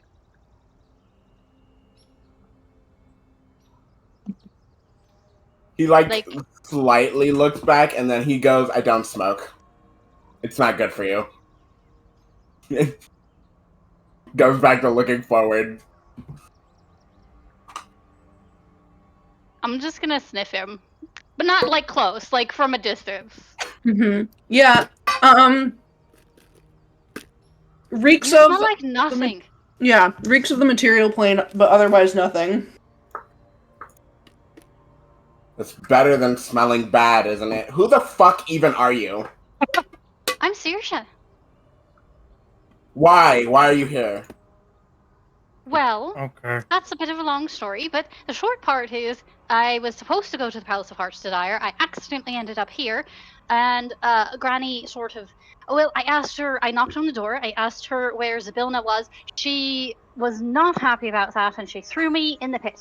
Which honestly is fair because I didn't really realize one of her rules was talking about Zabilna.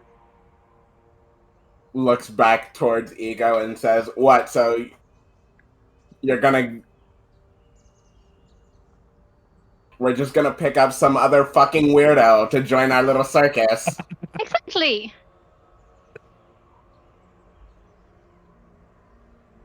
You're going to Okay. help me to get to the Palace of Heart's Desire. I didn't agree to help you do anything. What the fuck?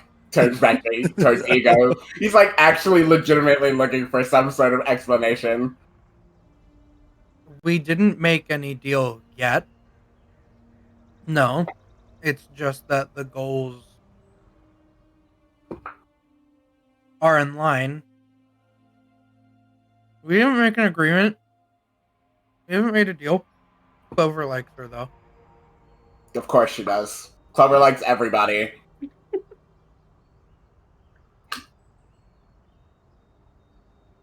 Making the grass really sad. She's a healer. She came to see if you were okay. I'm fine. Does he look fine? Well, Yeah, what do you look like? I'm back at full HP. Yeah, I think he's just mentally like weird for a satyr. Yeah. Like his mental state and emotional like state, even the almost non-existent aura, not giving satyr in any sense. You need a party. No, I don't. Kind of seems like you do.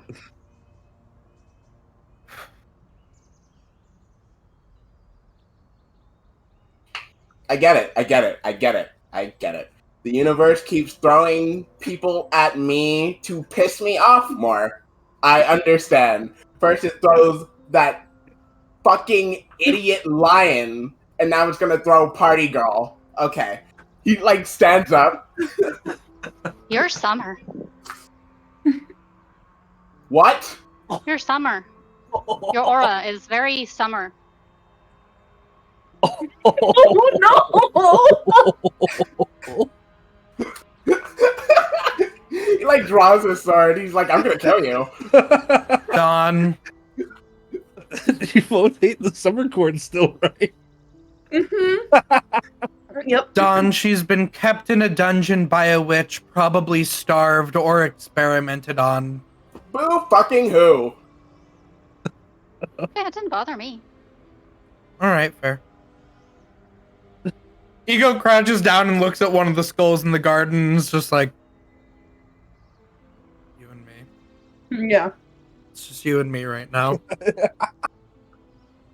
So what? Are we just gonna move on from me almost dying from Aurum's antics again? Just continue Jolly Merry Band, go on to the next thing so he can get us into more trouble? First Like off, a good plan. I'm actually. never jolly.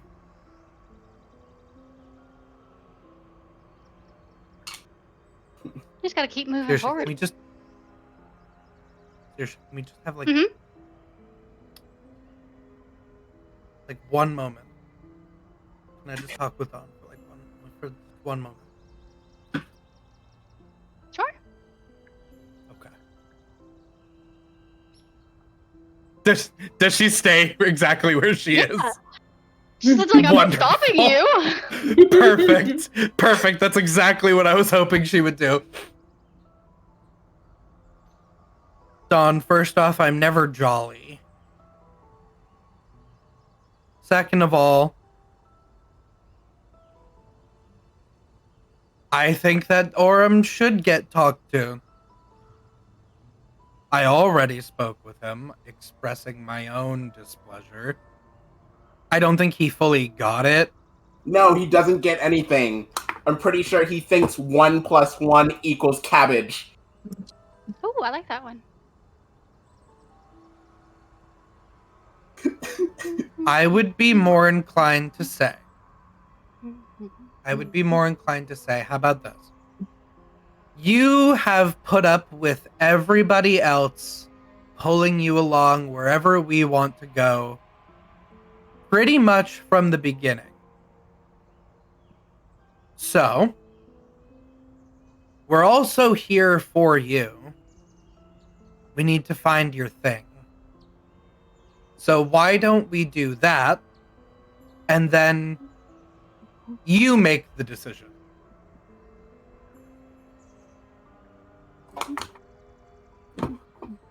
And we'll do whatever you say to do. When it doesn't matter, I don't know what to do after I found my thing. Why would I? The only thing I've come here for in the You gotta put it back beginning. in. Whatever it is. I have someone to do that already. Thanks. The only thing I came here to do in the beginning is get the thing that was missing and then get the fuck out of here. Well, then do you want to go find a mushroom circle and go home? I don't know. Well, I don't want you to think that it has to be back to a jolly, merry band. What do you want?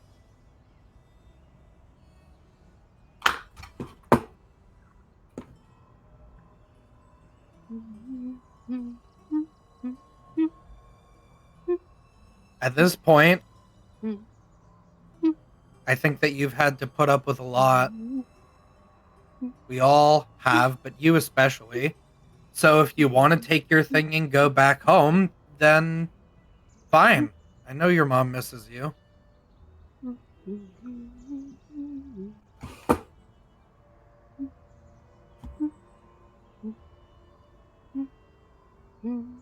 I don't want you to go. But I'm not caring about what I want right now. I know what I'm going to do. I'm going to deal with these witches. And I'm going to find someone who can tell me where to find Baba Yaga. And I'm going to deal with me.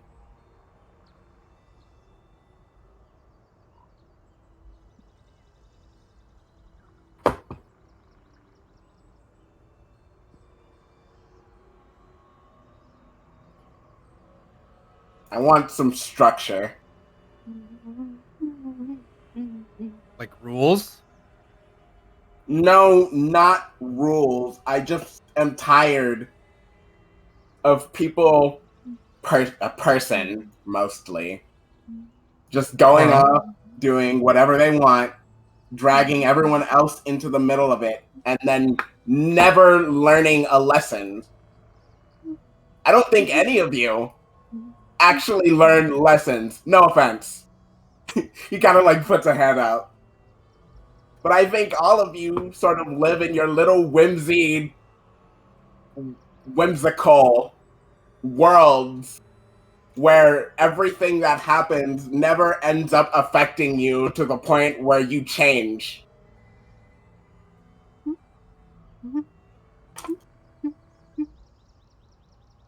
I think I'm changing. It's just that it's for the worse.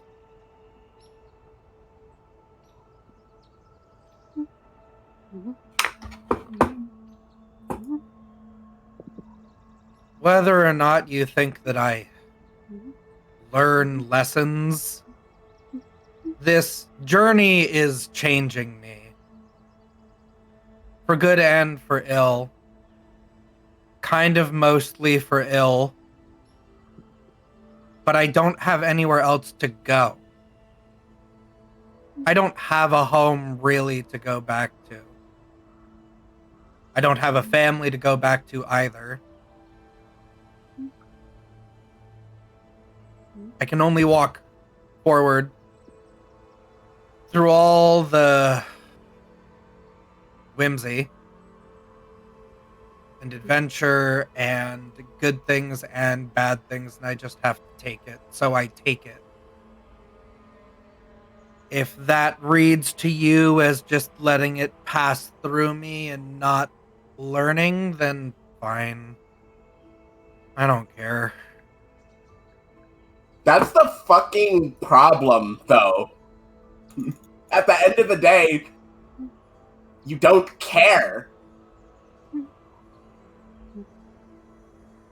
I don't care what other people think of me. It's not about what other people think of you. It's about what you're doing and what happens to the people around you. That I do care about, Dawn, and if you don't see that, then that's your problem, not mine.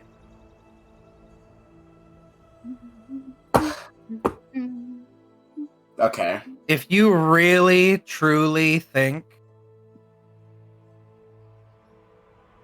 that I don't care about what happens to you three, then I don't really know how else to show it.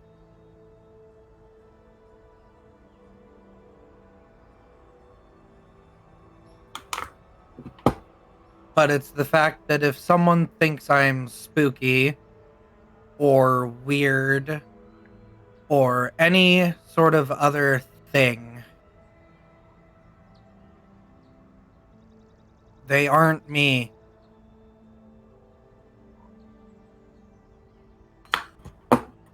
Well, I'm glad you're so self-assured.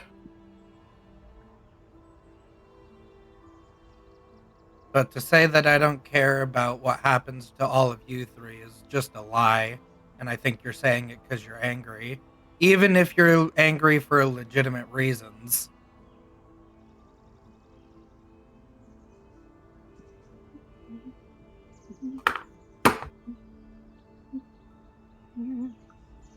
I check on everyone in this group. I try to help everyone in this group. And I don't ask for things in return either, which is how I was raised. Because I feel like what you provide to me without me needing to ask for anything is good enough.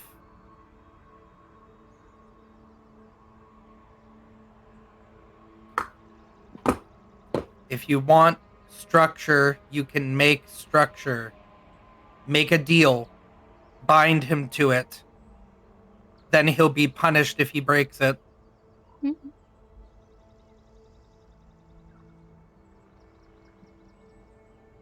Or tell him to leave.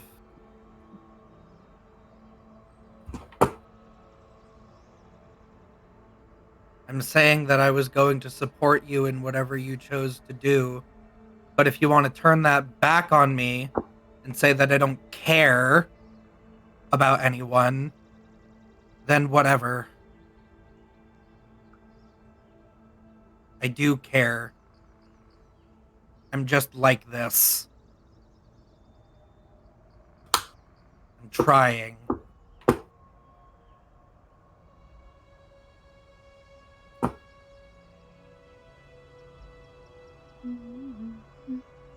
Ooh, I gotta roll something because there are two very different responses that he can give depending on how he's feeling right now. Uh-oh.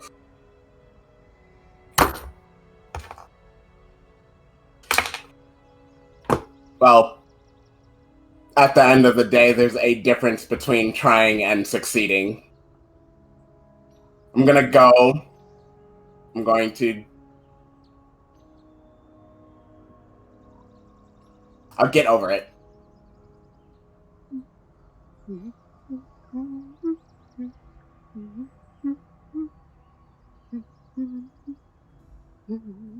I don't think you should have to get over it. You've gotten over enough. Again, maybe I am failing at everything that I'm trying to do. I don't know. I don't really know what succeeding in caring about people looks like if you haven't realized. I thought trying to fight to keep you safe.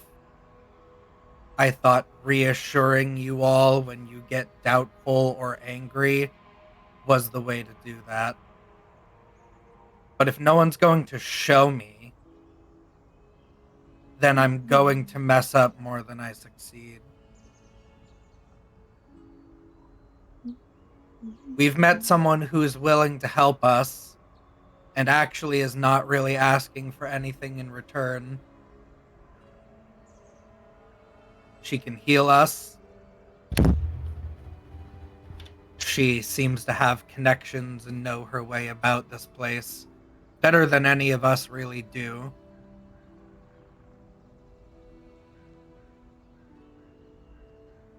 And despite how it went, we did cause Nightshade to leave. And we did help the people here. That kind of sounds like succeeding. I just don't know why you dislike me so much. Are you fucking kidding me? Are you hearing what you're saying to me right now? What did I do to you? Saoirse has made popcorn at this point just out of Druidcraft and is like, Wonderful. this is my favorite show. At some point, now that you're outside, Philip comes over too and is eating popcorn with you. There's a little, it's a finch, right? Oh, yeah. He's a little, strawberry finch. A little strawberry finch flies over once Saoirse is outside and, sits on her shoulder. And they're both now just eating popcorn. Oh, yeah, feed him.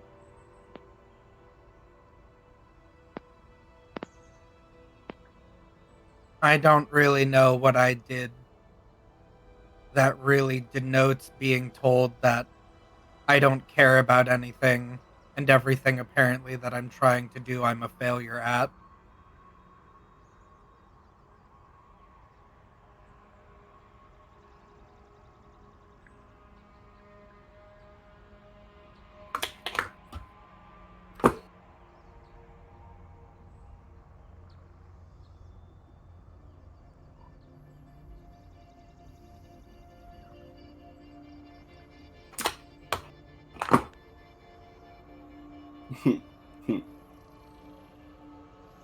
Don doesn't really know how to respond to that.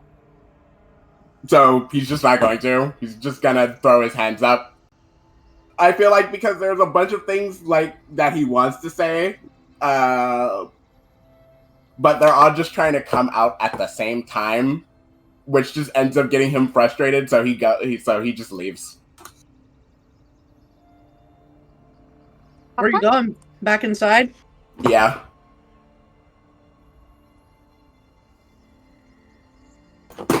Okay. There you go.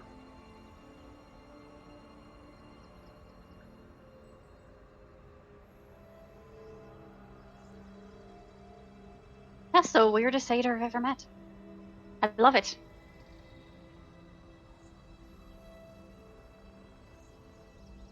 He's not weird, he's just Don. Well, weird for a satyr. That's not a bad thing. I love things that are different.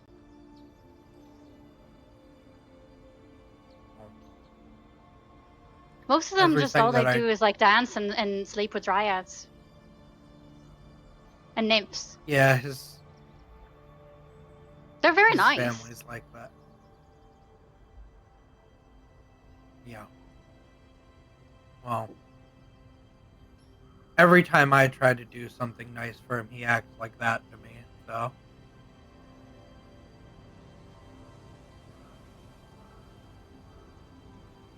Maybe I Sometimes it's do like that. fail at being a nice person. That's not true. You've been very nice to me. And I think it's very clear that you care about your friends. You could brought me over here to heal him. You didn't have to do that. Oh.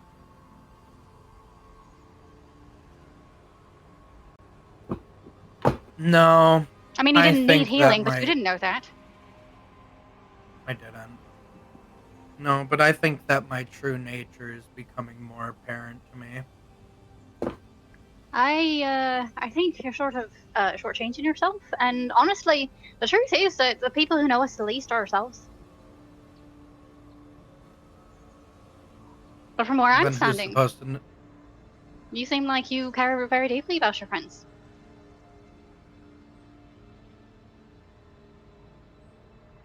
And like I said, I So know why quite a are lot they about all- love. He's literally my best friend. My only real friend, other than the animals, of course.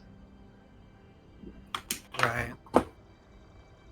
So why are they sad all the time? Clover didn't seem very sad. She's sad.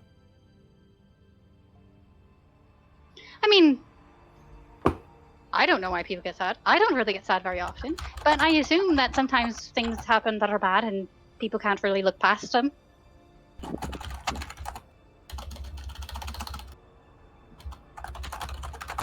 Well, when we started out on this journey, it was fun because, Mm-hmm. well, minus Aurum, we all knew each other when we were kids. And I thought it would be like when we were kids. But, But you're not they just kids keep anymore. getting sadder. No. They're just sad adults. Yeah, mortals don't live very long, so I assume you just get sadder and sadder. And then we die. And then you die. Yeah, so. I like throw the rest of the popcorn on the ground for like some of the animals. I don't really know if your spring positivity is gonna do anything. It I'm not seems trying to do like anything. as much as, well, that's good, I guess. It seems like everything that I try just makes people dislike me more. So Well, I like you. you haven't Even if known you're a me bit long weird. enough. But honestly, again, you kind of remind me of my mother when she's in sort of a bad mood, so that's sort of a positive. Well, if you're sticking around, we'll see how you feel later on. About the same. I don't really change very much. That doesn't seem very spring of you.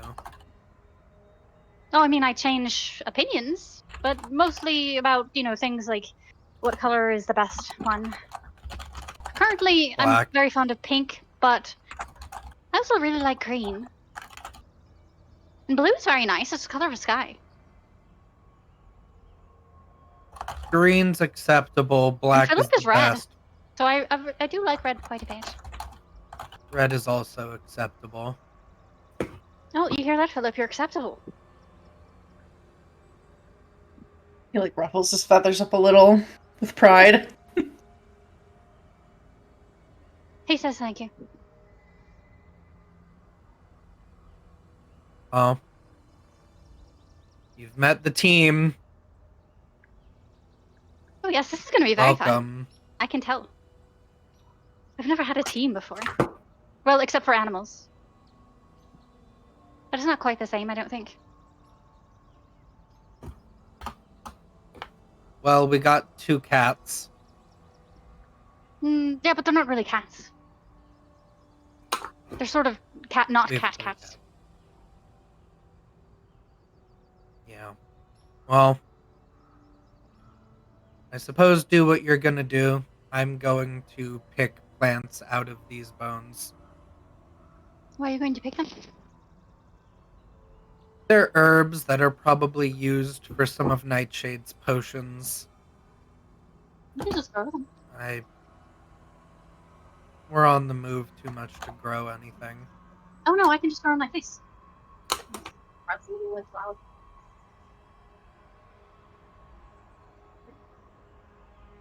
You use old magic. Oh yes.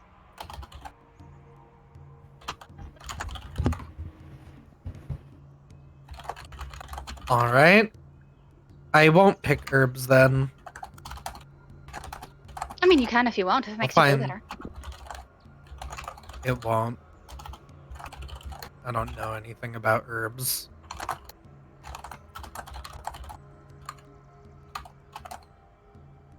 No.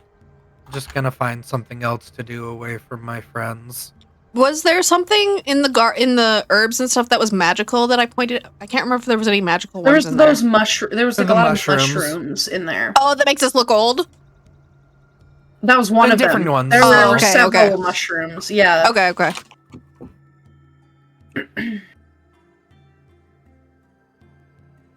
Yeah.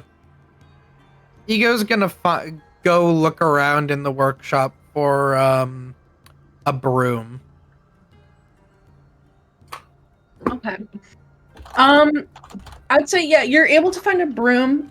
You also, while just like poking around, you would find a jar of iridescent glass eyes, a silver hammer and chisel in a green leather tool belt, and iron metalworking tongs that are shaped like the jaws of a snapping dragon. I will type all Trinkets, I that assume? out. Actually, these are like worth gold. You could use them as trinkets though if you wanted to. Okay. Yeah. I'll and you're able things. You're able to find a broom. Roll me. What is your passive perception? It's not the best. 1 second. It's only 12. Okay. You don't notice anything. But you are following Ego because that was the last thing that she was told to do. So she's just like following you around. Because she hasn't been told any different. You can go do whatever it is you were gonna do. I didn't have anything particular in mind. Did you have things here Yeah, elk that horns belong to you? Okay. Ego continues to like, I don't know, it's weird just being followed like that.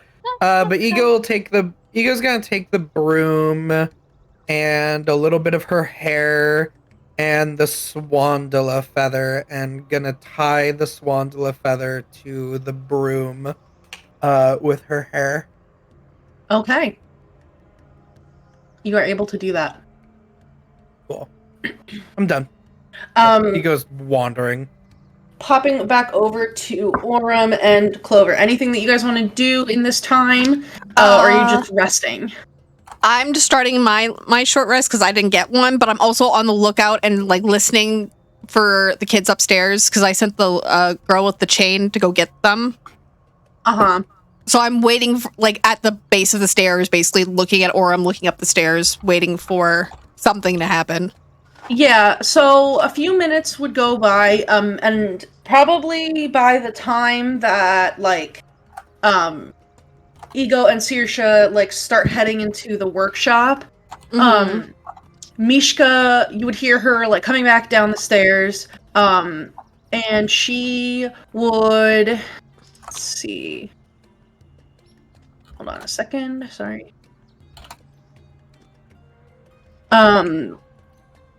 She would come back down and she'd have kind of like big eyes, looking very nervous, and she would say, well, so, there's 2 more kids up in the dormitory. It's Pud and Broader, but Broader's really sick. Oh no! What happened? I'm not entirely sure. It's apparently Granny just told Pud to take care of Broader until he either gets better or dies, but he doesn't seem like he's getting any better. I think with one last look at Aurum, who's like passed out, seems okay. I'm gonna follow them up to see the sick kid. Okay, 1 second.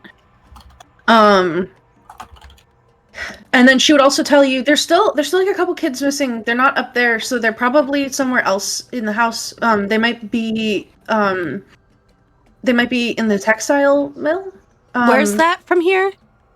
Oh, we would have to go the room with the pictures. We'd have to go upstairs from there. Oh, okay. There's also there's some other rooms, but Granny never really lets any of us go in them. Like she goes through the kitchen, but somebody else came through there too. She's kind of ugly, but we're not really allowed to go in that room. Oh, is that the other witch that's in the kitchen? It's in the kitchen? She's in the kitchen. No. There's past the kitchen. There's this lady, and she was like all flaky and green and like kind of sad and like just looked like a frog. And she just kind of followed Granny into that room. Granny goes in there, like to rest, but I don't really know what's in there. Okay. But up here, this is the dormitory, and then if we go down that hallway and then up the stairs, that would take us to the textile mill. Okay. Can you go get the other kids in the textile mill and meet me back here? I'm gonna go get the sick buddy and bring him back down. I don't know if you should move. How bad is he? We can't move him? We can't get him out of here? Let me just go with you. It's kind of seeing adults is like kind of weird for us. Oh, okay. I'm kind of used to it now, just because Granny kept me in the kitchen, and then that's where Elkhorn and then Saoirse were. So I talk to them a little, and I know that they're okay. But like usually the only grown-ups that we see are Granny. Right. That's fair. No, I understand. And Chucklehead. Chucklehead's nice, but he's not really Granny's. Ever since I got caught running away the second time, she doesn't really let me hang out with him as much, so. Oh boy, okay. Let me just go, I'll go up with you. Okay. It doesn't look good though. I don't know. He looks really sick. Okay. Yeah, I'll go up and see what we're dealing with. Okay, so then, for Dawn, you would have already been inside Loom Lurch, I believe, and you would have heard all of this if you decided to be in that general vicinity. And I think Ego and Saoirse, you would hear that Clover's talking to somebody, but you're kind of just going around doing stuff. Aurum, you can wake up if you want. You can be asleep if you want. Yeah. I think I'd probably finish my short rest now. Yeah, probably. Yeah, you would come to, and Clover is talking to a little girl, with a chain around her leg, like a little human girl.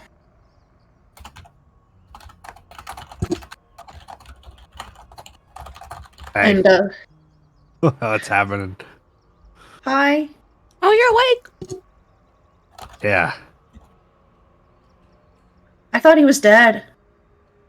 I thought So that was did just a dead guy. I thought that was just a dead guy. No. Sometimes Granny puts dead people into her oven. She was probably gonna do that to Elkhorn and Saoirse, and then she put their bones. She puts their bones in the garden. I wish I was bigger and stronger, because then I would have pushed Granny into her oven. Oh, that's a good idea. Yeah, just cook her up. Give her a taste of her own medicine. Well, I'm glad she didn't get everybody then. Boy.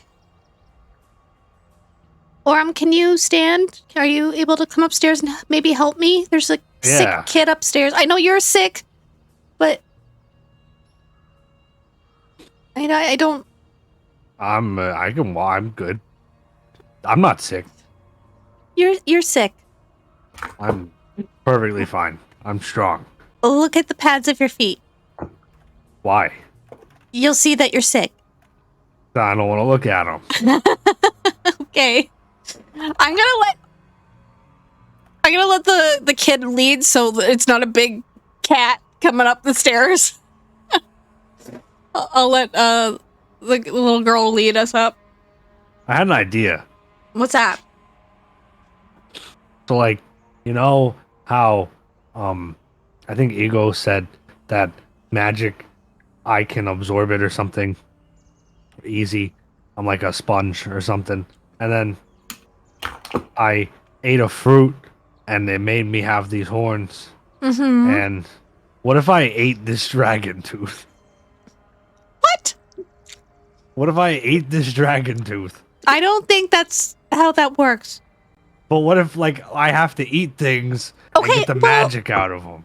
Aurum, the last time we experimented with something, you all almost died. So, can we wait till we have a long rest, take a couple of teas with you, and we can maybe test that theory on the road if you really, really need to. But right now, I need your help with these kids. They're the priority.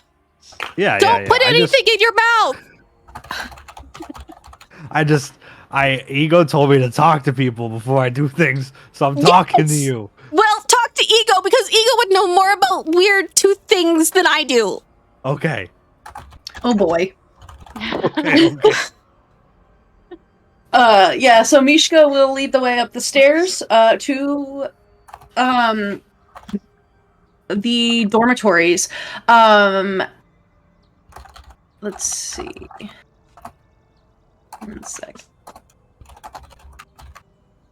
Reminded of that, like, drug safety commercial where, like, don't put it in your mouth. Aurum, at this point, Aurum's like, a lot of the things I thought about being possible have just randomly become possible somehow. Like, I was like, maybe we should jump off the cliff, and then jumping off the cliff was like a thing we could do. So now he's like, maybe I should eat this thing. Oh boy.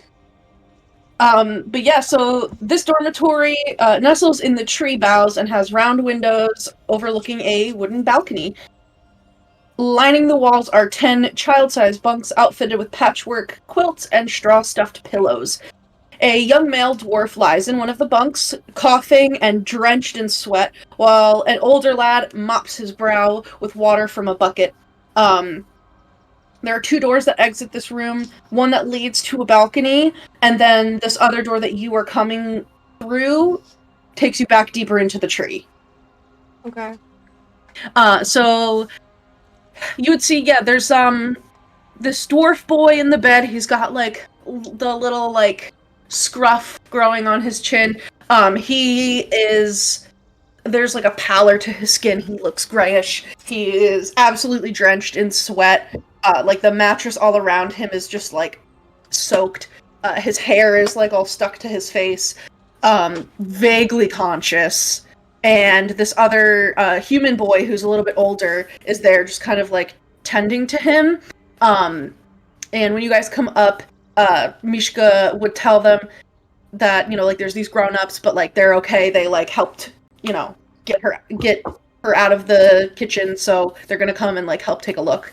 But she'll like point to where this boy is. That's Broader. I don't really know. We don't really know what's wrong with him. Did he eat something, or did something happen to him? I don't really. Put, do you know? And the human voice is, I'm not really sure. He was doing some work in the garden, and then now he's just really sick. I'm gonna activate my eyes and just give him a once-over, and I guess eventually get into a medicine check, but I want to check first with Detect Magic if anything's amiss, or if he's, like, under something. I'm good at medicine, too. Then you do the medicine check while I'm doing this. Yeah, so in terms of, like, the magic in this room, you're not picking up any magic, but you do see, like, as you kind of, like, you look at him, you don't see anything. You do a quick sweep, And actually out on the balcony, there are 2 tin soldiers that are walking around. And you can see them out there because they kind of glow with a faint bit of magic. Because they are like animated objects. Okay, but they're outside. Yeah. Like, how far away? Let me reveal this area. I will mentally connect with Aurum and just tell him to be quiet because we have 2 soldiers out there. So you're over here, like in these rooms. Okay. And the tin soldiers are here. Okay. You guys came from in here.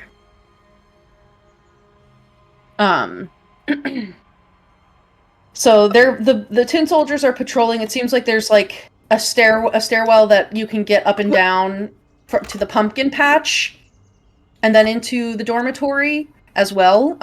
But they're not like coming into this room. They're just outside. Okay. And then if you guys want to make medicine checks, you can each do so, or if you would like to do the help action, one of you can roll with advantage. I will help Aurum because I don't have a modifier. I also have a healer's kit if that does anything. Yeah, I think it does. Let me look, because that one I am not as familiar with. Let's see. You can expend a use of the kit to stabilize a creature without needing to make a medicine check, is what a healer's kit does. Okay. So he won't die.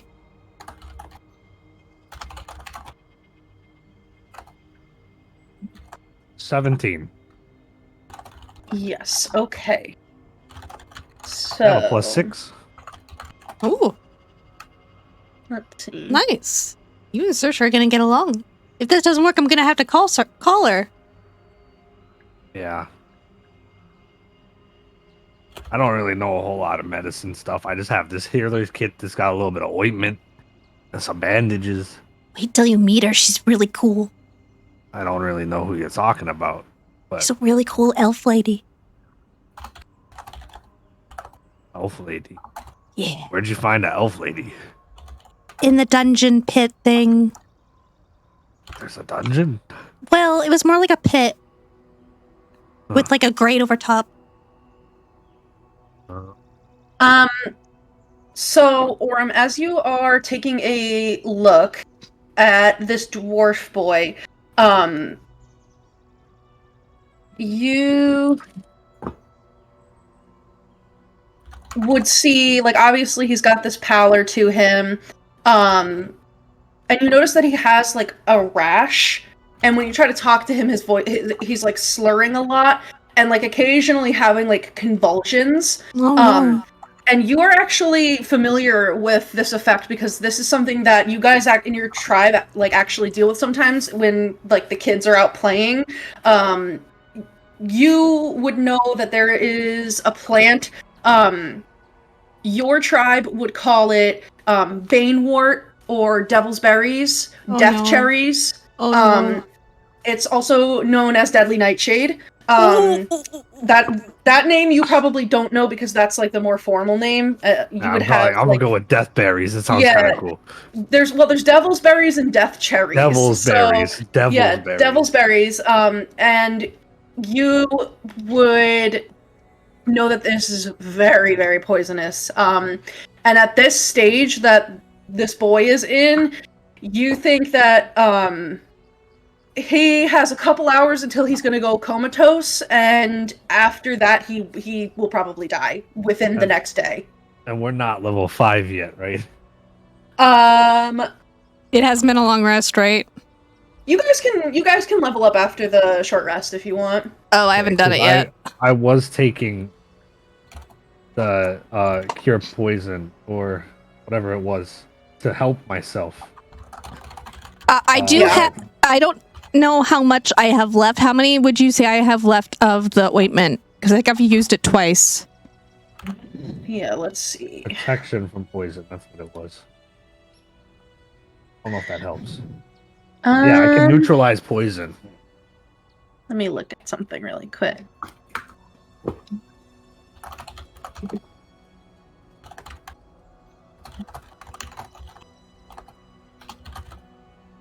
You would have...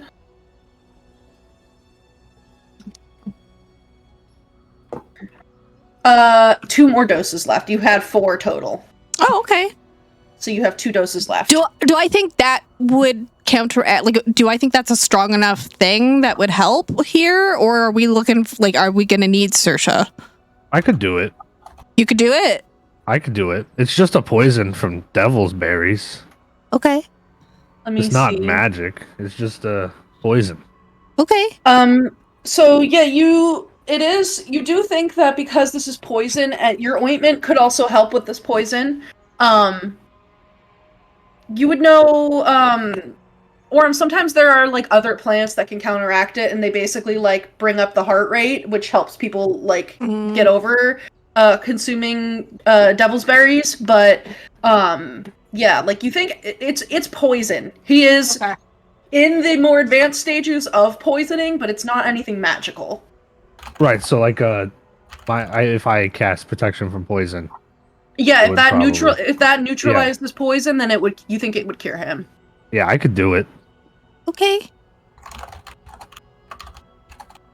I'll put my hand on the child's chest and cast protection from poison. What does that look like? Think about it. I think it's kind of like a ripple effect. So like from the top shoulder of his arm, it ripples like water down off of his fingertips and kind of ripples into the kid's chest and then sinks in. Nice. Yeah, so you do that and you would see immediately like some of the sweat that is forming on his brow. It ceases. He gets a lot of color like back into his skin. His cheeks start turning red again. And his eyes actually would flutter open. And you can see that he's actually conscious. This isn't just him like barely there. Like he's finally there with you. And he's like, what happened? Hey, bud, you ate some devil berries, so you might still want to just like kind of relax, but we need to get you out of here first. So Why? What? Oh. I look at Clover and I look back at the kid. Those berries looked really tasty, but I don't think they were good. No, they were eat bad. Berries. You shouldn't eat random berries. It's bad. Nightshade is gone for a while. We beat her up a little bit. The dragon's gone. And we need to get all these kids out of here. Will sent us to come get you guys. The older boy like perks up at that and says, "Oh, you're breaking the kids out?" Yeah. Most of them are already out. And what happened to Granny? I don't know, but I'm not sure how much more time we have. We beat her up a little bit, and then she ran away. Oh. Okay, well, I think Broader just needs a couple minutes to That's okay. wake up, but, where should we go? What should we do? I mean, there's a lot of other kids here. I know. We're trying to get everybody as much as possible. I will say we got Philomena and the other two. Yeah, all the others. I will name all the people I know, and if I don't know their names, I'll describe them to them. And I'll say which ones like ran away, which ones are still here. We still need to go to the textile room because I think there's a few more still there. But we're getting you all. Is there more? Yeah, I think that's most of them, but there's Roth. She's a bugbear. There's Yavelda. She's really little and she's yellow and has like long ears. I think she's like a goblin. Let's see who else. Caliban. She's some kind of a gnome. And Pogo. Pogo's also a gnome. Where are they? Oh, I don't know. I'll ask the other They're two kids not that have been awake. Do you think they're in the textile place, or would there be somewhere else they could be? I think Mishka would say, I mean, they're probably up there. That's the only other place, right? And I don't think Granny would take them into the other room with the sad lady, so... Right, okay. Okay. Okay, take a few minutes and then meet us downstairs. And I'm Okay. gonna go see the I always forget this kid's name. Mishka, Mishka. can you come break the ice with the other kids? Yeah. Yeah, I'll do that. Thank Okay. you. Mm-hmm. And she will go back downstairs with you. For the rest of y'all, what's going on? What's the vibe? What are we doing? You have a broom, you have a swandala feather tied to it with your hair. Yep. I mean, Ego's just kind of going through the motions. I mean, I think that the conversation with Dawn really kind of Mm-hmm. like zapped them out of it. So they're for the most part probably just searching Loom Lurch like high and low to basically take any of Nightshade's things that they feel would be useful to continuing to like self-train their Mm-hmm. their witchcraft. So like Yeah. anything with her potion mixing, any of her books or more scrolls or magic, like, just searching it high and low and basically just taking things. Anything that they think would be useful for their own witchcraft. Are you... So you've been through the workshop and the little parlor that you were in, and you didn't find anything like particularly useful, just like those trinket type objects. And then the kind of like central room that you guys have been working out of now is that barracks for the tin soldiers. Are you going past that in like the direction that they brought Saoirse from, or are you staying like outside and the workshop? I'm gonna cover the whole ground floor. Okay. Yeah, so you are able to go into those cupboards, and the hallway here is just filled with moths. And when you open the door to this larger pantry that's over here, I don't know if I'm pinging. Yeah, that one. You would identify that there are like a bunch of trinkets in here. And just like random storage. And then there's this like very large cupboard along the back wall of the room there. And there's just like moths.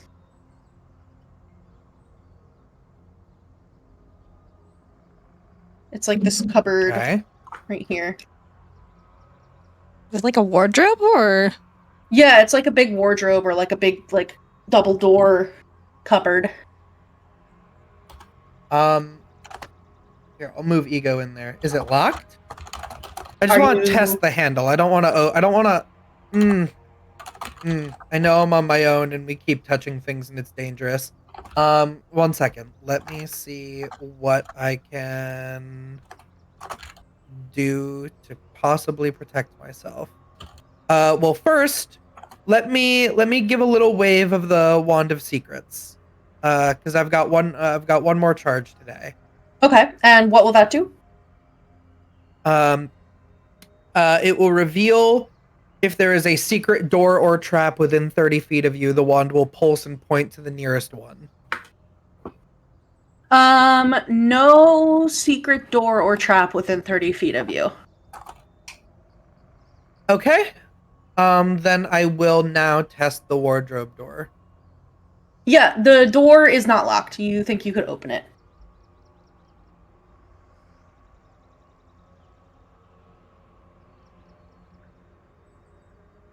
It is not locked, you said? Yeah, it is unlocked. Yeah. Then I open it fully, please. Okay. Yeah.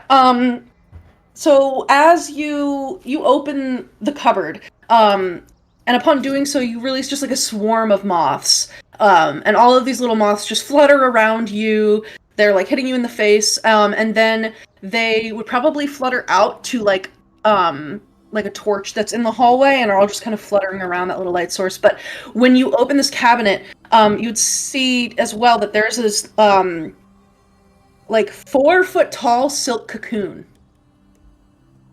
And as you open the door, the cocoon begins to like crack and like tear.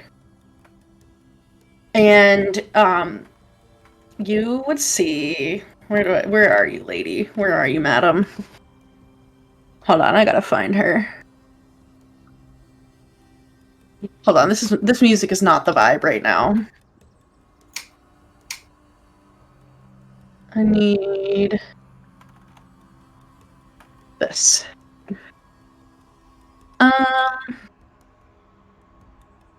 Where is she? Why is it not? What? Oh, oops. I'm being dumb. There we go. Okay.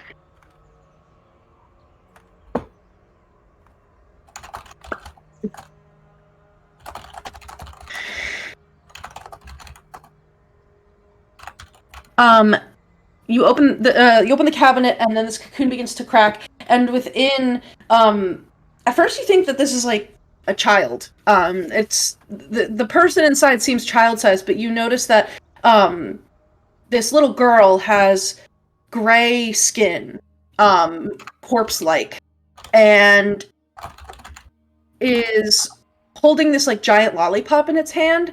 But where its face would be, it's just this pig mask. And its hands have these kind of like gnarled, like long nails on them. Let me get a picture for you. Please, because that entire image is really something, Victoria. Oh, wrong thing. Wrong channel. Where's this channel? There you go. Maps, handouts, pics. Okay. And this little child steps out slowly, and you just hear her say, "Why did you disturb me?" I didn't know there was anyone in there to disturb. Why were you in a wardrobe? Resting. Hand on the hilt of my sword. Did Granny send you Well, to give me a new task?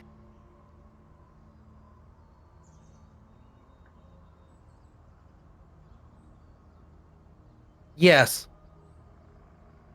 Yes. She told me to come get you, so that's why I didn't know why you would call this being disturbed. She said that she had something you need to do for her. I do? Yes, she wants you to get something for someone that's visiting.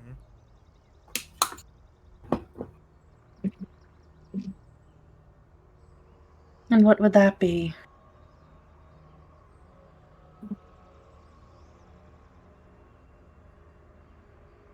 Oh, there's so many things I could ask for. I can't say the key to the past because why would Nightshade ask her to get that if we're assuming it's the key that's in Nightshade? I could ask for, what was it? The shard from her sister? Her sister probably wouldn't agree to that.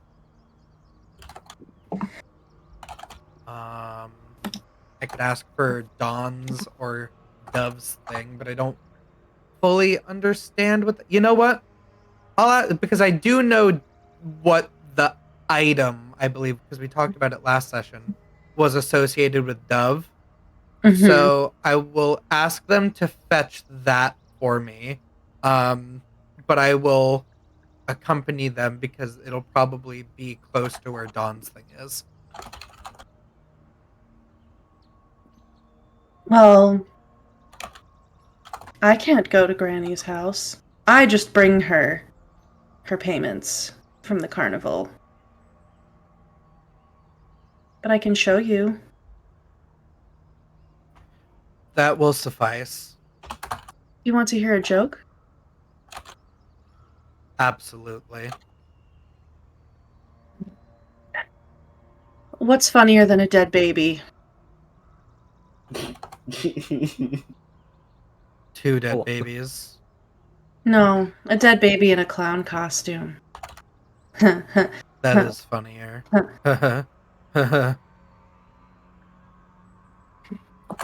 Good joke.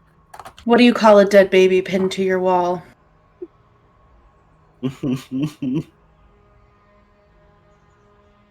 I don't know what. Art. Oh my god! Sorry. Come with me. And this strange blue-gray skinned little girl begins to slowly shamble out of the pantry and turns and is going to be heading towards the kitchen. I've got a joke. Oh. What do you call a clown that gets in a carriage accident? Funny. A joke that's dead on arrival. That's a good one. Thanks. And she's gonna lead you. She walks very slowly. Let me get her little. Is she undead? Do you have a way of checking that? No, but like, does she look like a corpse? She certainly smells like one. Fair enough. Okay. Yeah, I don't have a spell or anything to detect undead, but if she's doing the little zombie drag leg shuffle, yeah. Mm-hmm. Okay. Yeah. But this looks like she's like a child? Mm-hmm. That's messed up. I mean, that's art. Jesus. I think No, that's messed up. I think it might be a Lord of the Flies reference, to be honest. What? The Piggy. character. Yeah. Yeah. Like with all the Could be. moths and coming off of her, kind of like the flies and stuff. And the pig's mask, yeah. That's really good. Yeah, that might actually be a Lord of the Flies reference. That would be pretty good and messed up because that story is also messed up. Yeah, that story's really fucked. Yeah, but she definitely smells like a corpse. When she's not talking, her jaw kind of like hangs agape, like, and she's like shuffling. So she's very corpse-like. But she will lead you through. When you get to this room, I'm gonna describe it to you, because your character technically hasn't gone through because it might be of interest. So this room has that staircase in it, but what might catch Ego's eye is that there is a dense tangle of tree roots and brambles all along the walls, and nestled among those brambles are 5 animated portraits. You can see that there is you very clearly see that 2 of the portraits, one of them is Granny Nightshade and one of them is Bavlorna. And they kind of have that like old movie kind of quality to them. The third one has this like skeletal hag-like being whose like dress is this theatrical contraption with like all of these little strings and like puppets. The fourth is this svelte, dark-haired woman that has this like very commanding presence. I'm actually going to drop that in the handouts and pics as well. And she looks familiar to you. And the 5th picture, there is something in Ego that like you feel some sort of like a resonance with this fifth individual. Upon first glance, like, you think it's just an old woman, but as you look at her, she becomes more and more terrifying and impossibly ancient as you look upon her. And there's something in you that recognizes her. Can you describe what she looks like again? At first glance, like, she appears like just a kind of a generic old woman. She's ugly, almost like masculine features, like wide set shoulders. Looks like she has very long arms, like a long nose, and just like infinite wrinkles. Cronish. Very cronish, messy gray hair. You would see in this picture she also has, there's like a large mortar and pestle in the background, as well as 3 horsemen.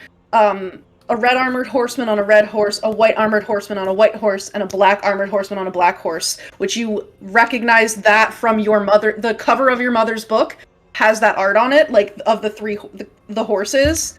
Yeah. And this, without a doubt, you know that this is a hag. Of but course. this is not Yeah. your mother. No.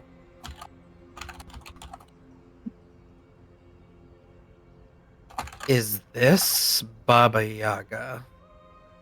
Do you say that out loud, or are you just thinking that? I think Ego would say at least Baba Yaga in a hushed tone. Yeah. When you say that, like, the moving picture for an instant, like, makes eye contact with you, and like there is something so ancient that passes between you and the woman in this portrait in that instant. You feel a connection to the bones of the earth and everything that ever was, is, and will be. In her gaze, you see absolute power, infinite knowledge, and a kind of like abject terror imposed by her that, like, you've never experienced before.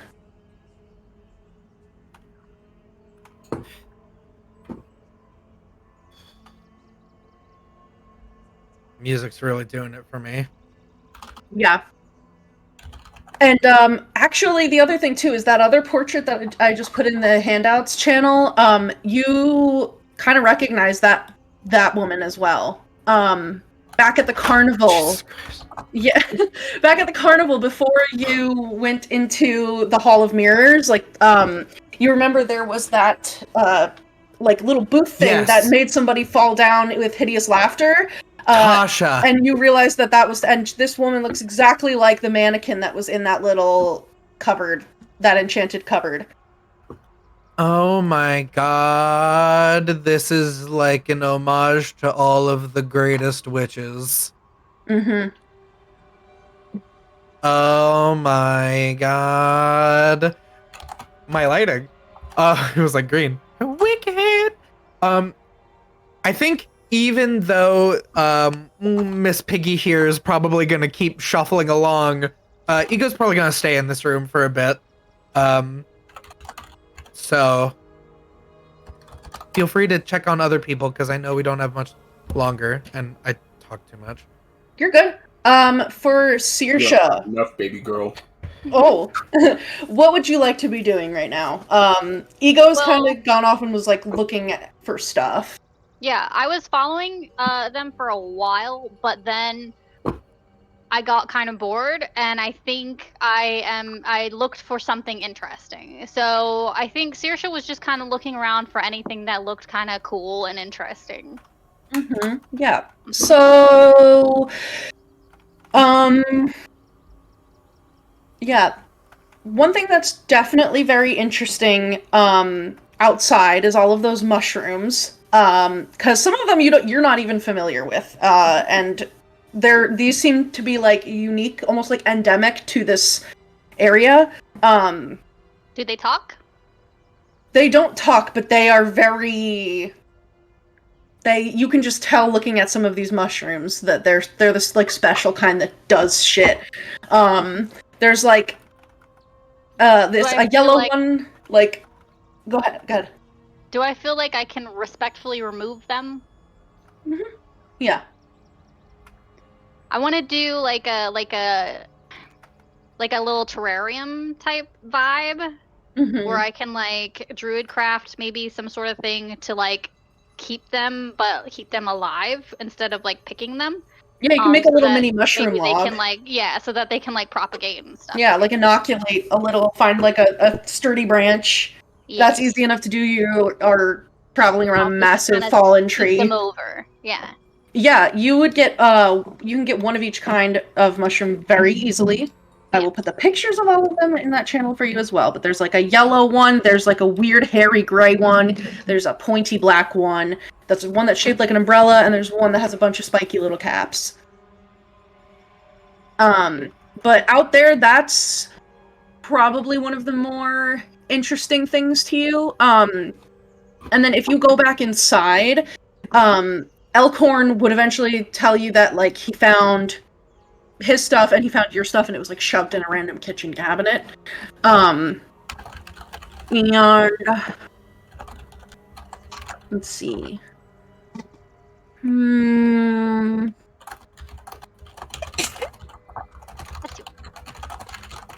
Let's see.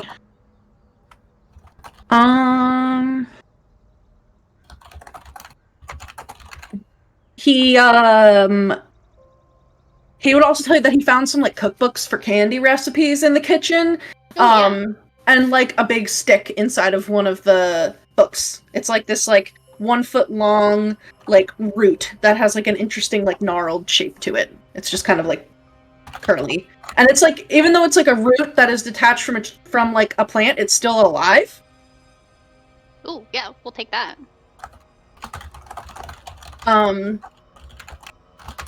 But yeah. There's mushrooms, and Elkhorn gets his shield and his longsword, and he will give you all of your things as well. Do I go through the portrait room? You can, yeah. Because I think to get to the kitchen I have to, right? Mm-hmm. Okay. Yeah, I think you're able to go through there. You would probably, Ego is in there looking at stuff. There's also a little girl.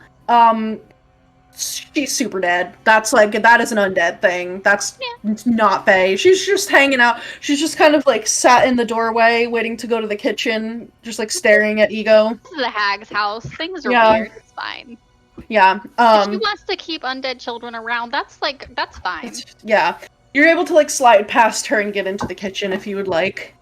And you can see that like big, there's like a 5-foot door to that giant oven. Yeah, because I want to get the root. Yeah. And he will all the candy books. Because I don't know why, but I want them. Yeah. They're all kinds of like candy recipes. Some of them are disgusting with like bugs, some of them are actual candy recipes. Yeah. I'll take them. One of the cookbooks put them in my backpack. Has like a formula for making like curative potions in candy form. I do have an herbalism kit. Yeah, there's you think you could make like a couple of like not even just healing stuff, but like some lower level potions you could probably make using the recipes here. Yeah. I'm gonna do that. Yeah, mechanically common and uncommon potions. You can make them using this book with the crafting magic items rules. Healing lollipops. I'm here for it. Mm-hmm. I know, you sent me that. It was very inspiring. I was like, this is so vibey. Yeah, but then otherwise you would find 6 brass egg cups that are embossed with the faces of crying children. There's an ornate 8-minute hourglass, and there's this like moldy little wooden coffer that says mushrooms in Elvish, and it has 3 mushrooms, 2 of the yellow ones and 1 of the like umbrella-shaped ones that you kind of plucked from the garden. I'm gonna grab. Okay, I'll grab all those things, but the little box, I'll run over to Ego and be like, I found something for you. Oh, you are continuing the trend of finding things and handing them to me. Yes, what is it? You said you like herbs and stuff, right? Do you like mushrooms? ego thinking about how going out to get mushrooms is actually how all of this started when I was much younger. Yeah, I like mushrooms. Here, I'll just hand him the. It says mushrooms. There's mushrooms in there. These ones are already dead, so I wasn't really interested in them. I have the living ones here. My bag. Okay. I have mushrooms now. And, These are like magical ones. They do interesting things. noted. Kind of Yeah, maybe don't eat slides them unless then. you're feeling sort of risky. I'm definitely not feeling risky right now. To be entirely honest with you, Saoirse, I feel bad. Sorry. Do you want to dance? It's not your fault.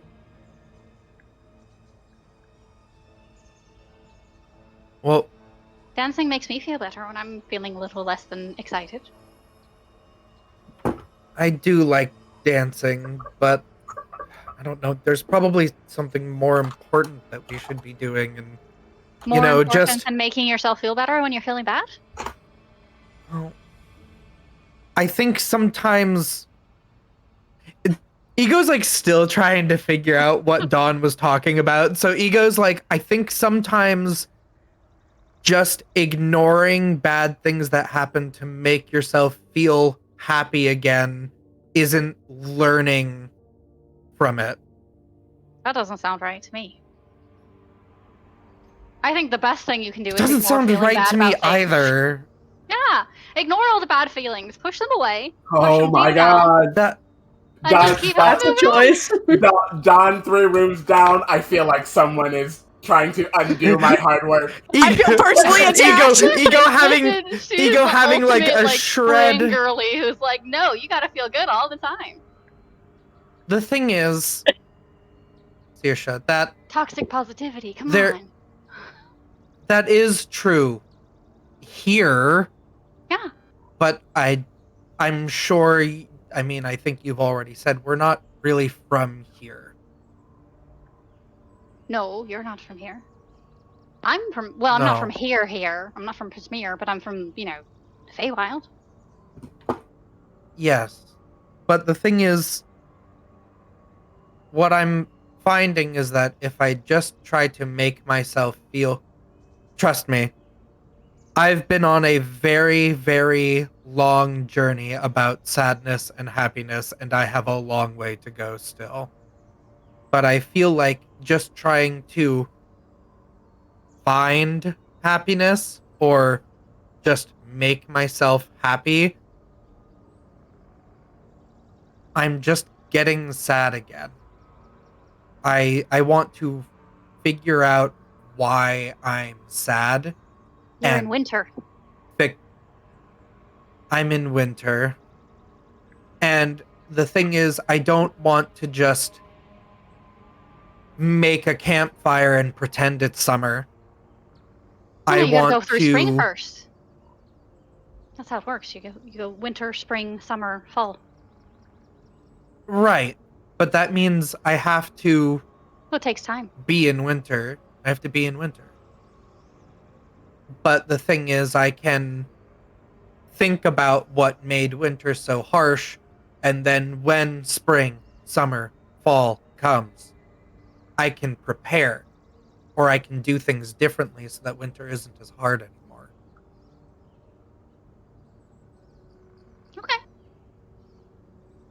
So I We think I respect kind of want to. winter where I'm from. That's, Well, so I think even though I'd love to just dance and pretend like I feel better, I think I want to be sad. all right. And I think that's, in the grand scheme of things, that's very bad for me, and I shouldn't remain that because it will destroy all of creation. But for the time being, I'm okay with being sad and thinking about it. What is with you guys and all of creation anyway? Sorry, that's out of character, but people just come in and it's like, oh, if I reach my true power, I'll fall into a deep slumber for forever. Don If is I like, reach my true potential, I will just swallow reality. he's like, I just came here to get my That's missing okay. thing back. I don't know Sometimes what's it's going just like on. that. Yeah. Mine started as Yeah. getting my missing thing back, and now it's become killing a super powerful Well, army of people. And Dawn specifically. I know you I'm not said trying to kill earlier. Dawn. I was Accidentally. listening to your whole conversation because it was very fascinating. You said something about wanting to find Baba Yaga. Yes, I do. I point at the painting. Well, I I can't do it now, but my best friend is Love, and he can find everybody. You can't hide from everybody, Love. Sure. I just have to I don't find know him. if I don't know if Baba Yaga loves anyone. Well, that doesn't mean Love can't find her. Baba Yaga dating sim. Oh my god! Let's go! Okay. He doesn't have to find All you. right.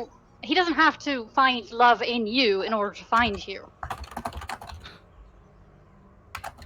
Okay. So, Or I can ask my mum. She might be able to help. well, but how would we find your friend then? Oh, I don't know. He usually finds me.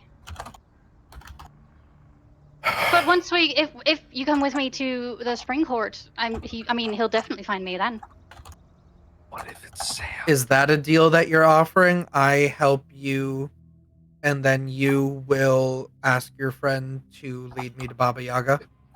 I'll ask him if he can. I can't guarantee that he can, but it seems like he can find just about anyone. Please, God. Stepping out of character, could the harbinger of sadness be saved by love? Steps back into character. I'll take that deal. I need Ooh, the whole to deal. find her. I need to find Baba Yaga. If you have multiple people that could possibly help with that, then I will make a deal with you. Ooh, all right. What do you want the terms of the deal to be?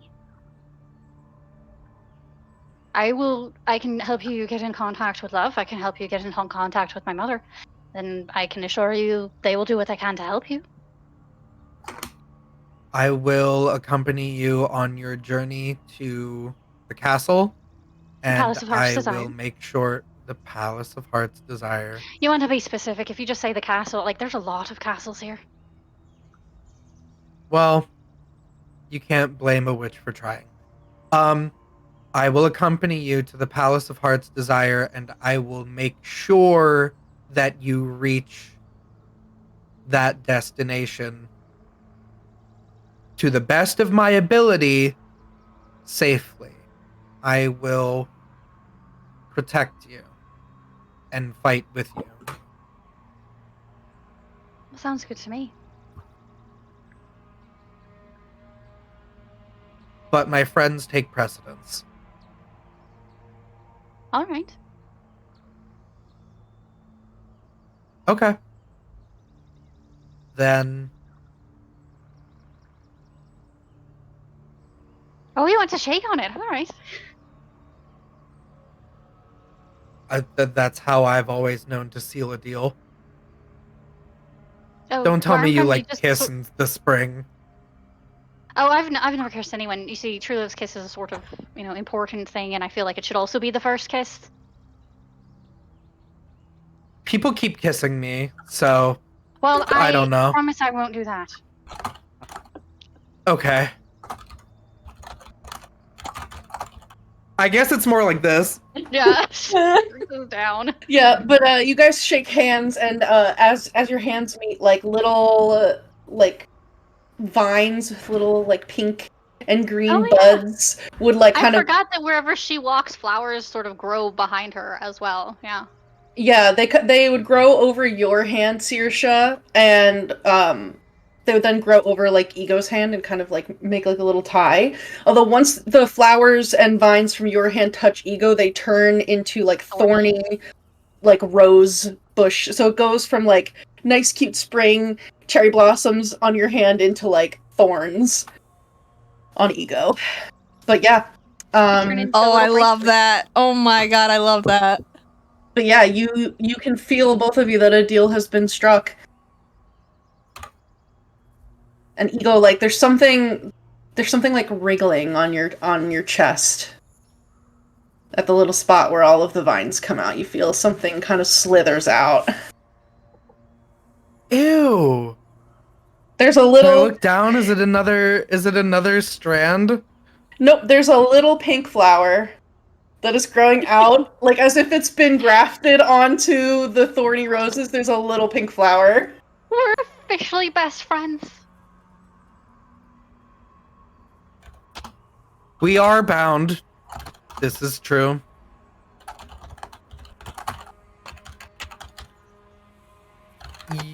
I will travel with you, but you might have to convince the others of my group to allow you to do so, especially Dawn. That's alright. I can be Clover, very I convincing. Clover, I think you have in the bag, if I'm being entirely honest. I've never I'm seen not going her to quite put so Clover in a happy. bag, actually. I think that would probably be an unpleasant experience for her. That's true. I mean, unless she wants to be carried around in a bag, and then I suppose I would be happy to do it. I've never asked. Speaking of being in bags, who has Squirt? He was hitting That is on. me. That's me. That's in my. Yeah. He's in my pocket. Yeah, you guys talk He was about sleeping being a in- lot the whole time. Yeah, you guys talk about being in bags, and then you just hear, "It's not so bad." All right. All right.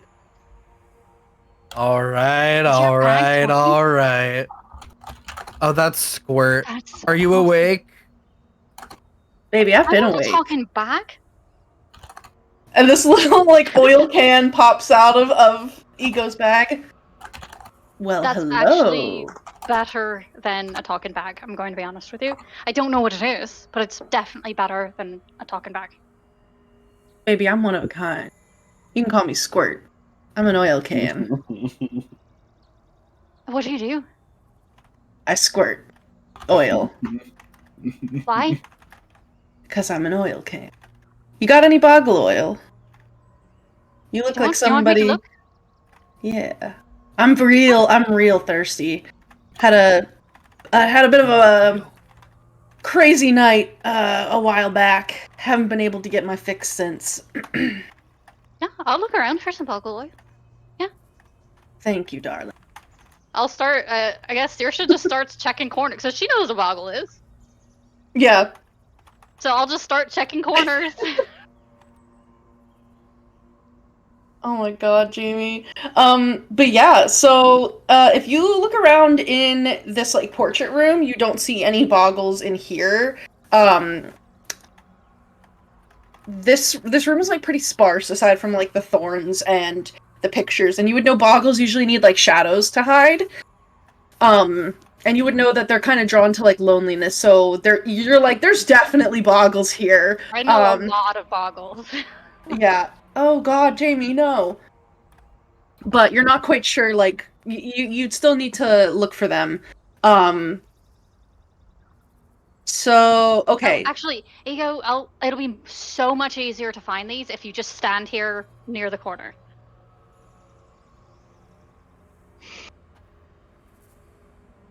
Shuffles into the corner. Yeah, be real sad and think about being lonely, and I think you're gonna be great at this. Done.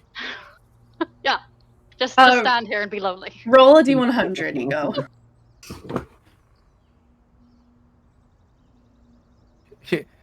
Think about being sad and lonely. That's my secret, Cap. Well, listen, Saoirse's game in the system. She's like, aha, I sense these strengths in you. She's a farty far. Yeah, you stand there for a few minutes, and Saoirse, sure enough, you see like one of Ego's shadows, like underneath these thorns, gets a little bit darker. And you have a feeling that there might be a boggle coming to play some tricks. Excellent. Saoirse would know how to get boggle oil. She's had a lot of experience with boggle. She's not feeling particularly lonely right now, but she's had a lot of that. Yeah, you would know that, like, So they excrete oil just out of like all of their pores, and they can choose whether it's slippery or sticky. And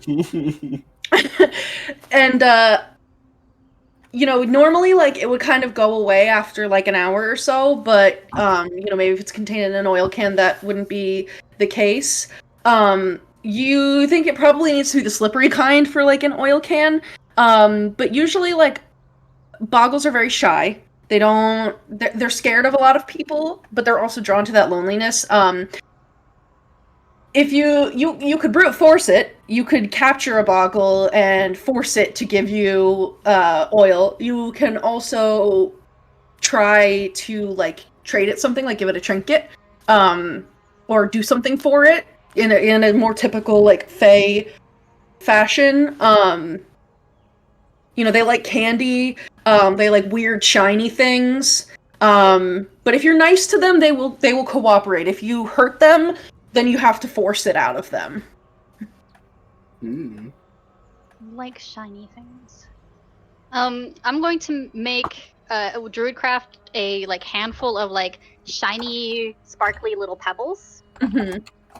And I'll sort of set them down next to Ego's shadow in that like extremely Looney Tunes, like there's one, and then there's another one, and then there's another one, and they're leading to her. Trail. Roll a persuasion check for me. Oh, that's not good. Jamie, I really hate the phrase milk some boggles. I don't like that. No, he's cooking. No, he's a 6. We gonna milk the fuck out of them boggles. Yeah, so you lay out this little trail, and you see like the big bulbous head of the boggle like pops out of the shadow, seemingly out of nowhere, and it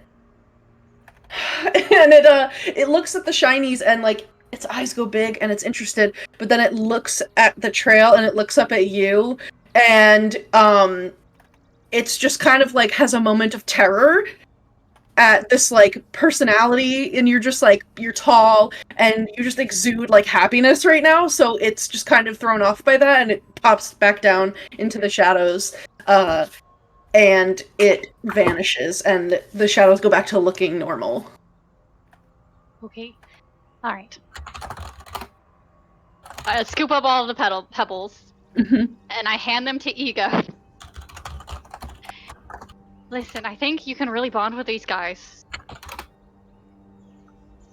I'm sort of not feeling the lonely right now, but I know that you do. So here's what you do, is you wait until your shadow gets sort of fuzzy, and then you offer it the shiny pebbles and ask it for some oil in return. Okay. I'm gonna leave. Oh, wow. Because I'll just scare it off. All right. Bye. I'm gonna go head back out to the like workshop. Mission accomplished. Helping me done. Quick, just popping back and checking in with everyone before we kind of like wrap things up here.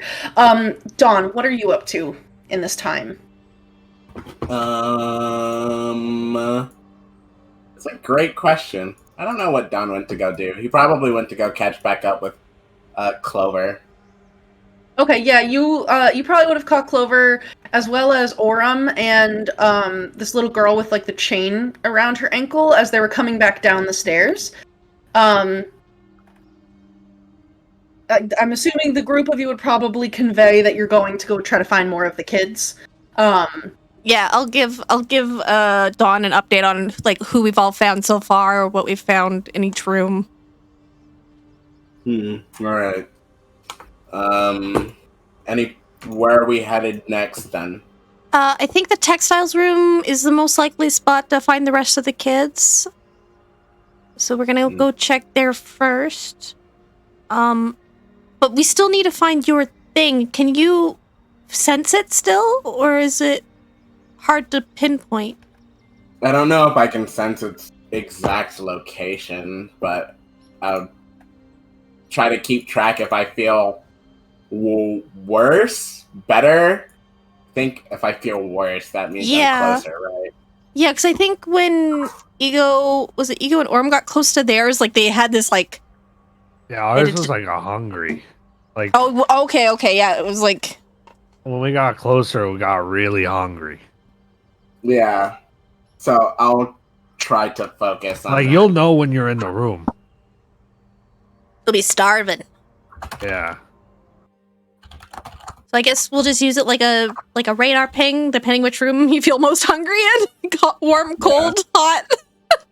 Marco Polo. I still have my compass. You do still have your compass.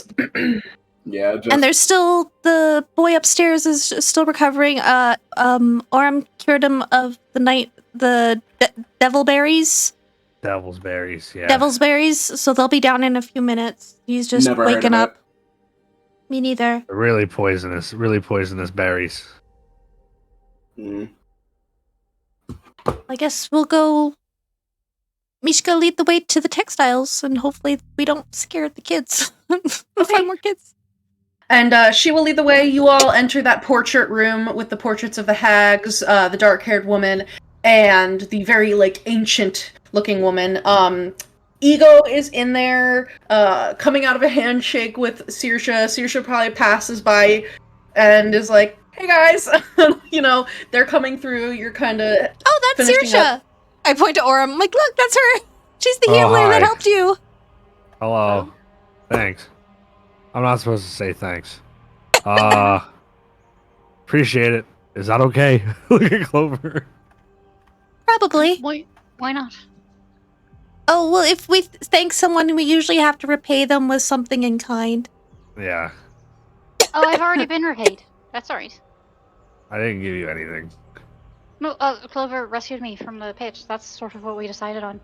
Yeah, remember I found her in the pit? Yeah, right. It's really... Clover, do you Okay. like being in bags? Like a hammock, or... Don't put Clover in a bag. What do you?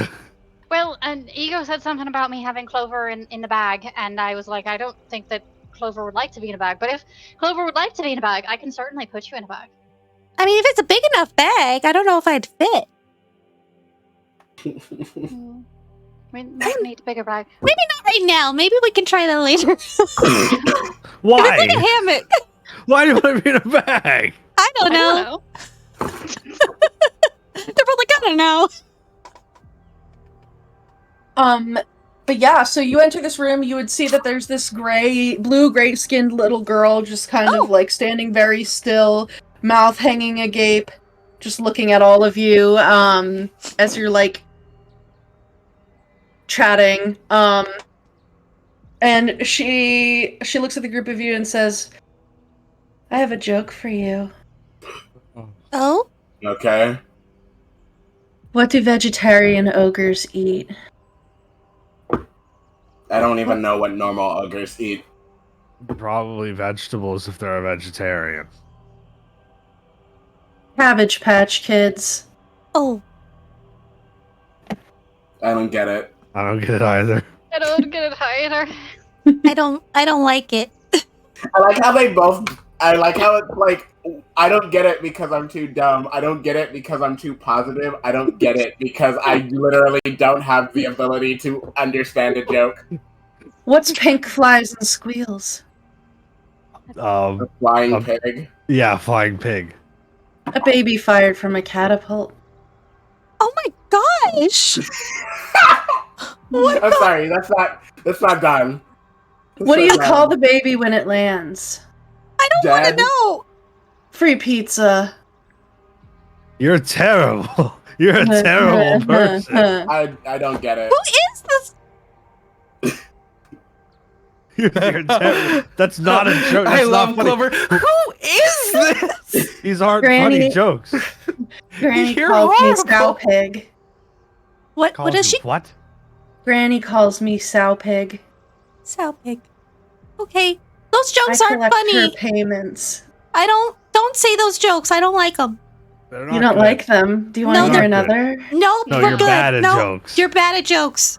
I don't normally say that to people, but that was really bad. Wow. I can't even pretend. That was like... Ooh. Isn't comedy subjective? I don't get comedy, but The joke's literally babies dying. It's not a joke. Mishka, please lead the way. I need to get away from her. Yeah, and Sow Pig is so creepy. She leads you away. She's Her so ears gross. are She like makes- flat, like so not happy, like kind of growling as she walks past her. Like, if I wasn't hurt, I'd probably knock you out. Fuck, I'm mad. she just like she's just like so soulless, and she like when Granny needs help making all the kids work, she's like she really pushes the limit on what like she can even get away with. One time she made a kid poof into smoke because she hit him, and Granny said that she wasn't allowed to hit kids anymore because they just go poof if you hit them. But she doesn't really like any of the other kids. I don't really know why she's like that. So she just makes these awful jokes and it's just a bully all the time? Well, and sometimes she'll just stand behind you really quiet and you don't realize that she's there, and then you turn around and she's just been staring at you, and then when you scream, she laughs at you. And then That's really sometimes weird. she comes back from somewhere else with things for Granny. I don't She's like Winter. her. I don't... She's the other side of Winter. I'm just gonna follow upstairs. I need to get away from this child. I don't like that. That's a bully energy. I'm not here for it. Bully energy. Yeah, she's special. But yeah, so with that, anybody who would like to head up to the textile mill may do so. And I think that's where we're gonna like wrap it, so we can start with the textile mill at the beginning of the next session. But yeah, some new friends found. Some new not so friend people found. Some people having bullies? some bullies, some potential existential crises. You know, but Yeah. Sorry, I make this whole family fall apart. Oh no! it's You're classic. you're driving Jamie. down to drink. You You're know what? driving down You to know drink. what, are a Jamie? problem. It's classic Jamie. You know what, Jamie? You should leave. You should leave for like a month. You know what? Because of- I might. you might. should just. It might even be longer. I don't know. Oh no! No, you're already going away No, next not week, longer. right? No, Are you here it's- next week? I'm gonna not be here for this game next week. On the 8th? For this game, and for the Sunday game. Yeah. Or the 7th? Oh, you hate us. Yeah, he actually That's specifically not- said that to me on the side, that he hates all of you. Yeah, that's why I'm disappearing. For a He's month. like, I'm if I actually, do. He's like, if I do something that stirs a lot of shit, but then I And miss then the I next leave. game. I can't, Then you I can't be can't held do it. responsible That's for why I was my like, actions. man, if Dawn just walked in and said, "Aurum, we need you to leave," like that was perfect No, timing. all of you to You have to. assume You need to leave.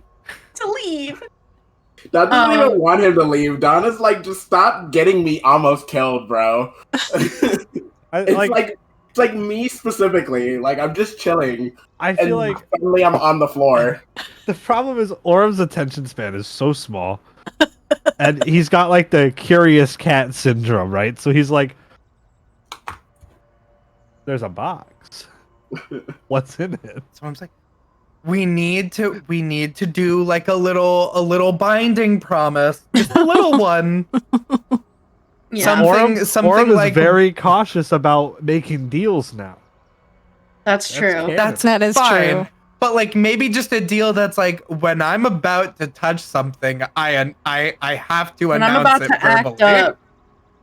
Before My I fuck intelligence around. is a 6, so If my cat eyes do the go wide thing on something, Please check me. everyone gets a mental ping that Oh that is my happening. God. It's like a mental alarm. It's like, oh shit, he's everybody's like activating. on opposite Yeah, it's the sides alarm of spell. the place, and they immediately all get a ping and are like, "No, No. Except for me, because Yeah. I would just be like, do it. No. Oh, no. What we need to do is put one of the bells on him. I'll give him like a little bell collar We so that when he goes after we the do need birds. to put a bell Ding, on ding, too. No. Ding, ding, ding. You know what? You could also get like a little GoPro and put it on, so that way when he goes outside, We can see what he's up to. Yeah, you can see what he's doing. See all the Can't other hide those cats that he's crimes. meeting. But yeah. Well, hey, thank you guys for joining me as always. And Iris, Iris! Yay! we have an Iris here. Thank you for joining. I'm so excited to have you here. And I love Saoirse, and I think love it's gonna Saoirse. be a really great time. Yeah. So thank you for joining us. yeah. But yeah, so, and thank you to those of you who are watching either now or in the future. We appreciate your patronage. Check out Cardboard Castle Games. Check out Little Dragon Corp. Follow us on Twitter. Subscribe to our YouTube. Join our Discord.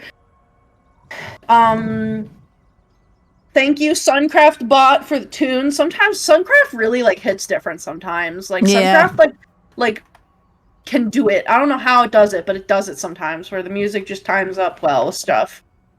Yeah. And we will be back here next week. And anything else anyone wants to say? PP and poo poo. That is so true. Saoirse's so funny. I know, I love her. I thought she was just excited. sitting there. She's- It's like, no, It's you the guys fact have your that she was moment, and then just continue to Just stand there. popcorn. It My was favorite show. well for me, it's us having this probably one of the most emotional talks these two characters have had in the entire campaign, and I'm hearing like you committed to the humming. You hummed back and forth for like a good 10 minutes. You're like, Humming, chewing popcorn. Yeah. mhm. Doing a little dance, you know. Oh man, that's too funny. If Right. only So she was cute. here for the Dawn Aurum screaming. Oh, Oh man. my god. I don't know what would have I don't know how she would have reacted to that. Cause that was stressful for everybody. I don't know. Vibe. Yeah. Just being like, yeah, so Dawn rushes to push her off the Dawn starts pushing everybody off the cliff. And we all get caught by the air guy. He's just like, I can't take it anymore. Oh, I mean, no. technically, I can turn into a bird. No, I don't think I can yet. Soon. Not yet. Yeah, a couple more levels. Oh, hey, you know what? That For a reminds flying- me. Another deal that that Ego has struck. There's your hair ever so slightly floats as if it's being blown in the wind.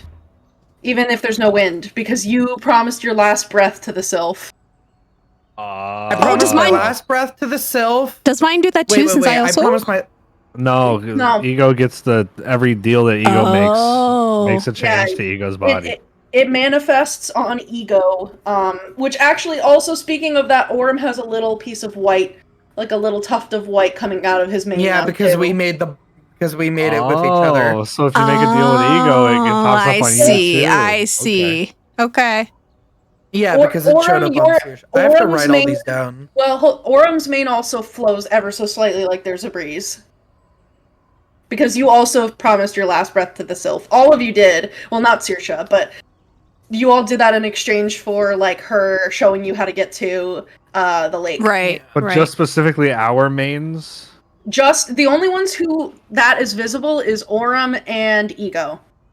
That doesn't happen to Clover. That doesn't happen to Dawn. They're visible That's so on. weird. Yeah, they're visible on us. What does that mean? What did I?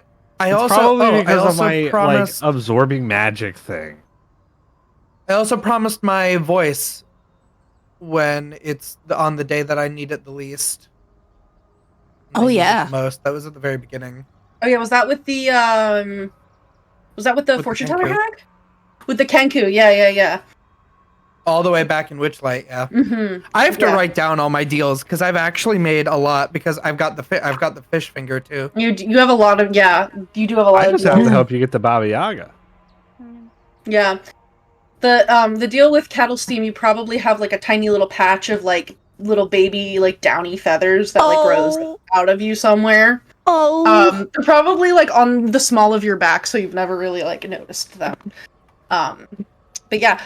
So let's see. The next time you go to open a mysterious box and you don't know what's inside, and then a dragon comes out and almost kills you and your friends.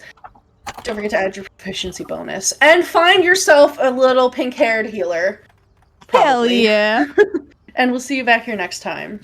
Love you, bye. Love you, bye. Love you, bye.